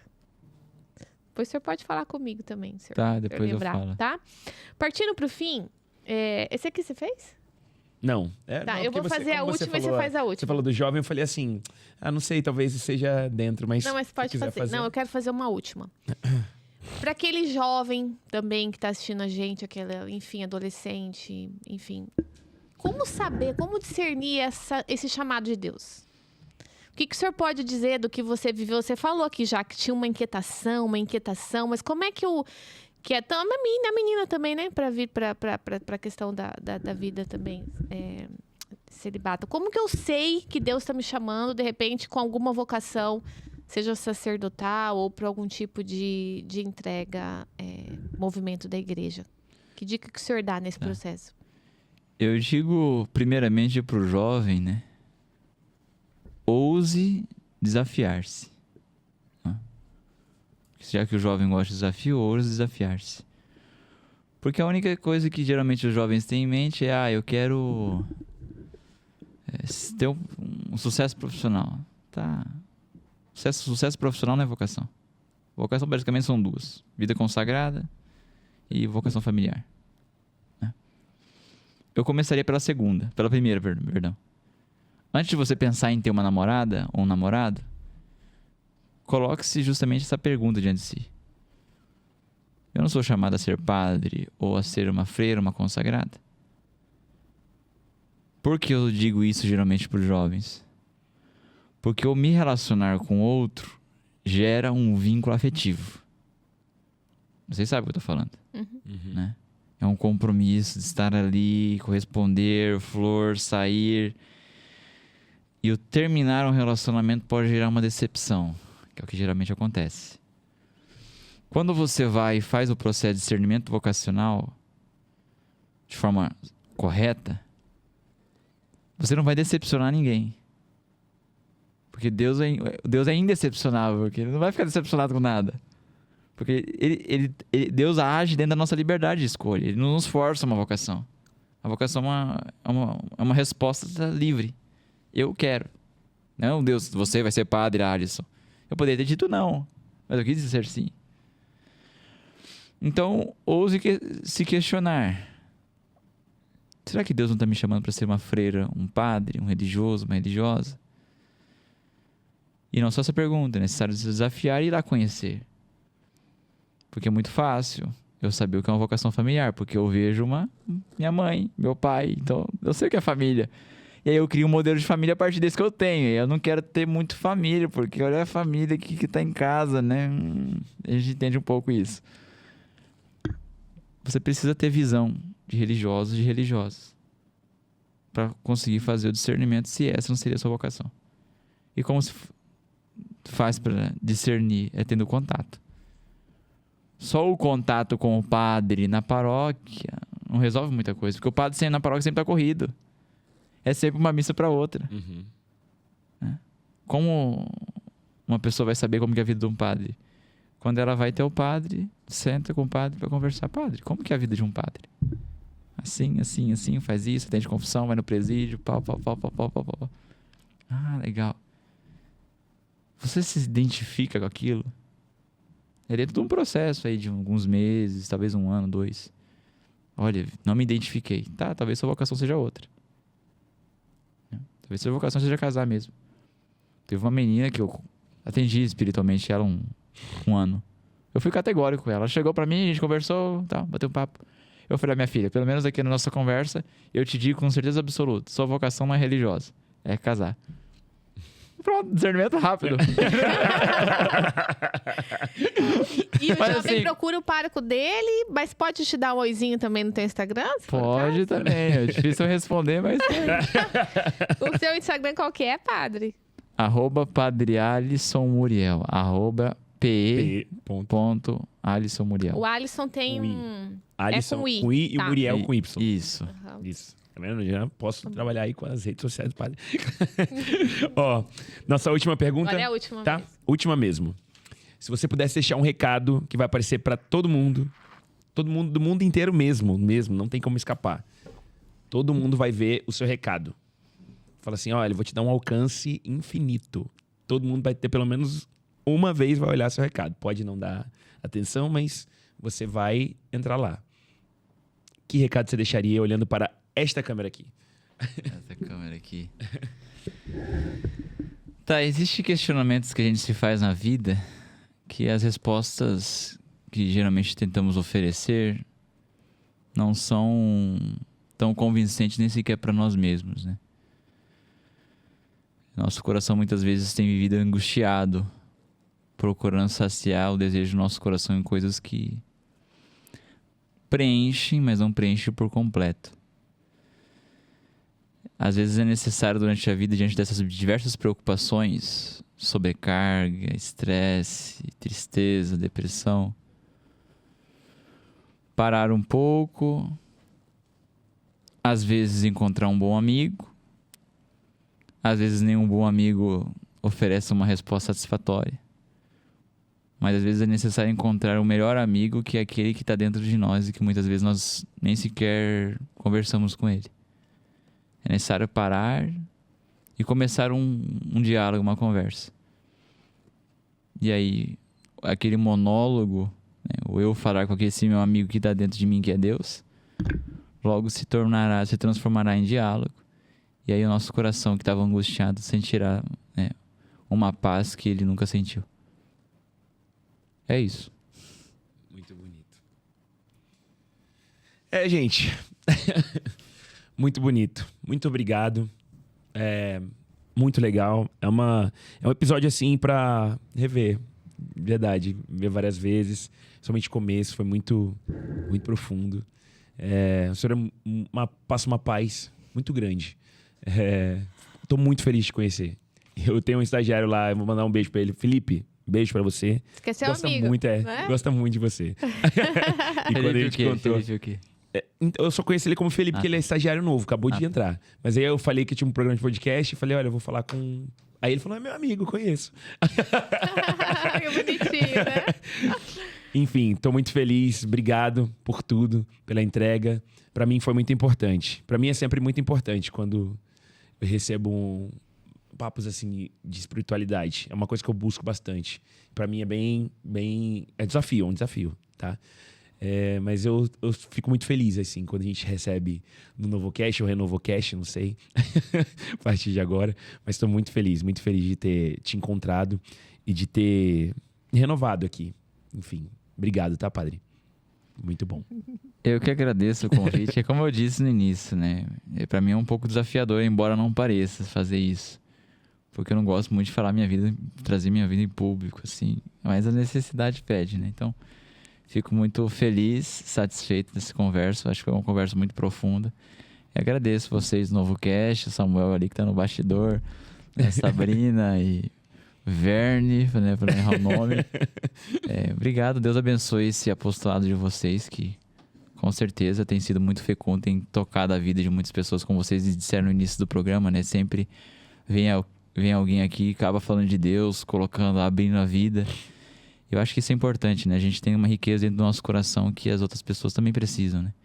Às vezes a gente tem um sofrimento humano, conseguimos lidar com esse sofrimento, a pessoa está assistindo, tem esse mesmo sofrimento, essa mesma dificuldade, essa mesma alegria, e ela se sente identificada, né? Eu acho que isso é muito satisfatório. Então, obrigado pelo convite, fico muito feliz e, né, se tiver outra oportunidade, a gente volta vai ter que voltar. a conversar Eu sobre... agradeci ainda, né? Mas Eu vai ter também que quero voltar. agradecer, padre. Eu acho que o NovoCast, né? A gente precisa trazer essa coisa da parte espiritual, né? As pessoas, acho que cada vez mais estão percebendo que isso é um pilar importantíssimo de qualquer ser humano, né? Seja o empresário, seja o atleta, porque aqui vem pessoas de várias áreas, sabe? É chefe de cozinha, é artista, é cantor. E assim, o que tocou muito no meu coração, assim, eu até me emociono, assim, de ver, olhando para você, olhando para tua história, o tamanho do teu amor, né? Eu vejo Cristo em você e vejo o quanto eu sou egoísta. Porque a sua história, a história da tua família, a história da tua mãe, hoje você ser sacerdote, né? Cuidar da gente, né? Estar aqui hoje é uma forma de trabalhar o seu sacerdócio, né? E é um abandonar-se, né? Quando você teve aquela conversa com o Senhor e pediu, né? Desesperadamente, cuida da minha família, cuida da minha mãe, que a minha vida seja sua. Você entende isso? É muito, muito profundo. E aí a gente vê o tamanho do nosso egoísmo, né? Claro que eu sou mãe, tô no matrimônio, eu tenho que enxergar o meu matrimônio como um sacerdócio, eu tenho que com isso levar para minha família mais paciência, mais amor, né? Mas é muito lindo, assim, eu não sabia da tua história e eu até escrevi a palavra aqui, amor e egoísmo. E eu acho que é isso que a gente precisa hoje, os seres humanos, né? A gente é muito egoísta. Então, que Deus, assim, o Espírito Santo continue te dando coragem, força, Padre. Tá? Eu não rezava pelo Senhor, não, mas vou colocar o Senhor das minhas orações. Porque a gente reza para os padres que estão na nossa paróquia, mas assim, eu me considero agora a sua amiga também. A gente fala que quem vem no NovoCast é nosso amigo. Eu acho que a sua luta é muito grande. Eu vou colocar assim, em oração, tá? Para que Deus te dê força para você cuidar da sua mãe, o tempo que Ele quiser, né? Que ela possa se restabelecer também. E conta com a gente, tá? Para o que o Senhor precisar de verdade mesmo. E assim, só peço para Deus, pro Espírito Santo, continuar te guardando, te fortalecendo, porque a sua missão, você só tá começando, né? Tem 28 anos, tem uma vida aí pela frente. Vou fazer 2 anos de padre ainda. Isso, padre, tá? Que o Senhor seja sempre assim, abençoado, querido, que a gente continue sempre tendo a tua presença, assim. É muito bom te ouvir falar. Eu já vi uma palestra dele sobre virtudes, eu queria que ele voltasse aqui uma outra vez, viu, pessoal? Pra gente falar sobre os pecados capitais e as virtudes, que é uma baita aula. E a gente precisa disso, sabe, padre? Não é atalho, mas não, é de catequese mesmo, pra gente entender o que a gente tá fazendo de errado e como é que a gente ajeita essa rota. Tá bom? Obrigada, viu? Sua bênção, tá? Tuas ordens. Então tá, o padre já deixou o Instagram dele, né? O senhor quer deixar mais algum contato? É isso mesmo, né? O Instagram, o Café com Padre, que é o perfil do YouTube, quem não conhece, né? Tem o perfil do YouTube, que é o Padre Alisson, né? @Padre Alisson, igual o Instagram. E tem uma página do Instagram, que é @cafécompadre_. Legal. Que é o programa de podcast, de vez em quando eu faço. Legal. É isso aí. Show de bola. Então tá bom, gente. Entregue no NovoCast 144. Muito obrigado, gente. Valeu, tamo junto. Compartilha, curte, deixa seu comentário. Valeu, tamo Não junto. deixa só pra você. Aproveita esses momentos, essa semana, esses dias tão especiais que a gente tá vivendo. E vamos aí pegar alguma coisa que o padre falou e aplicar na nossa vida também, no nosso dia a dia. É isso Bom? aí. Valeu.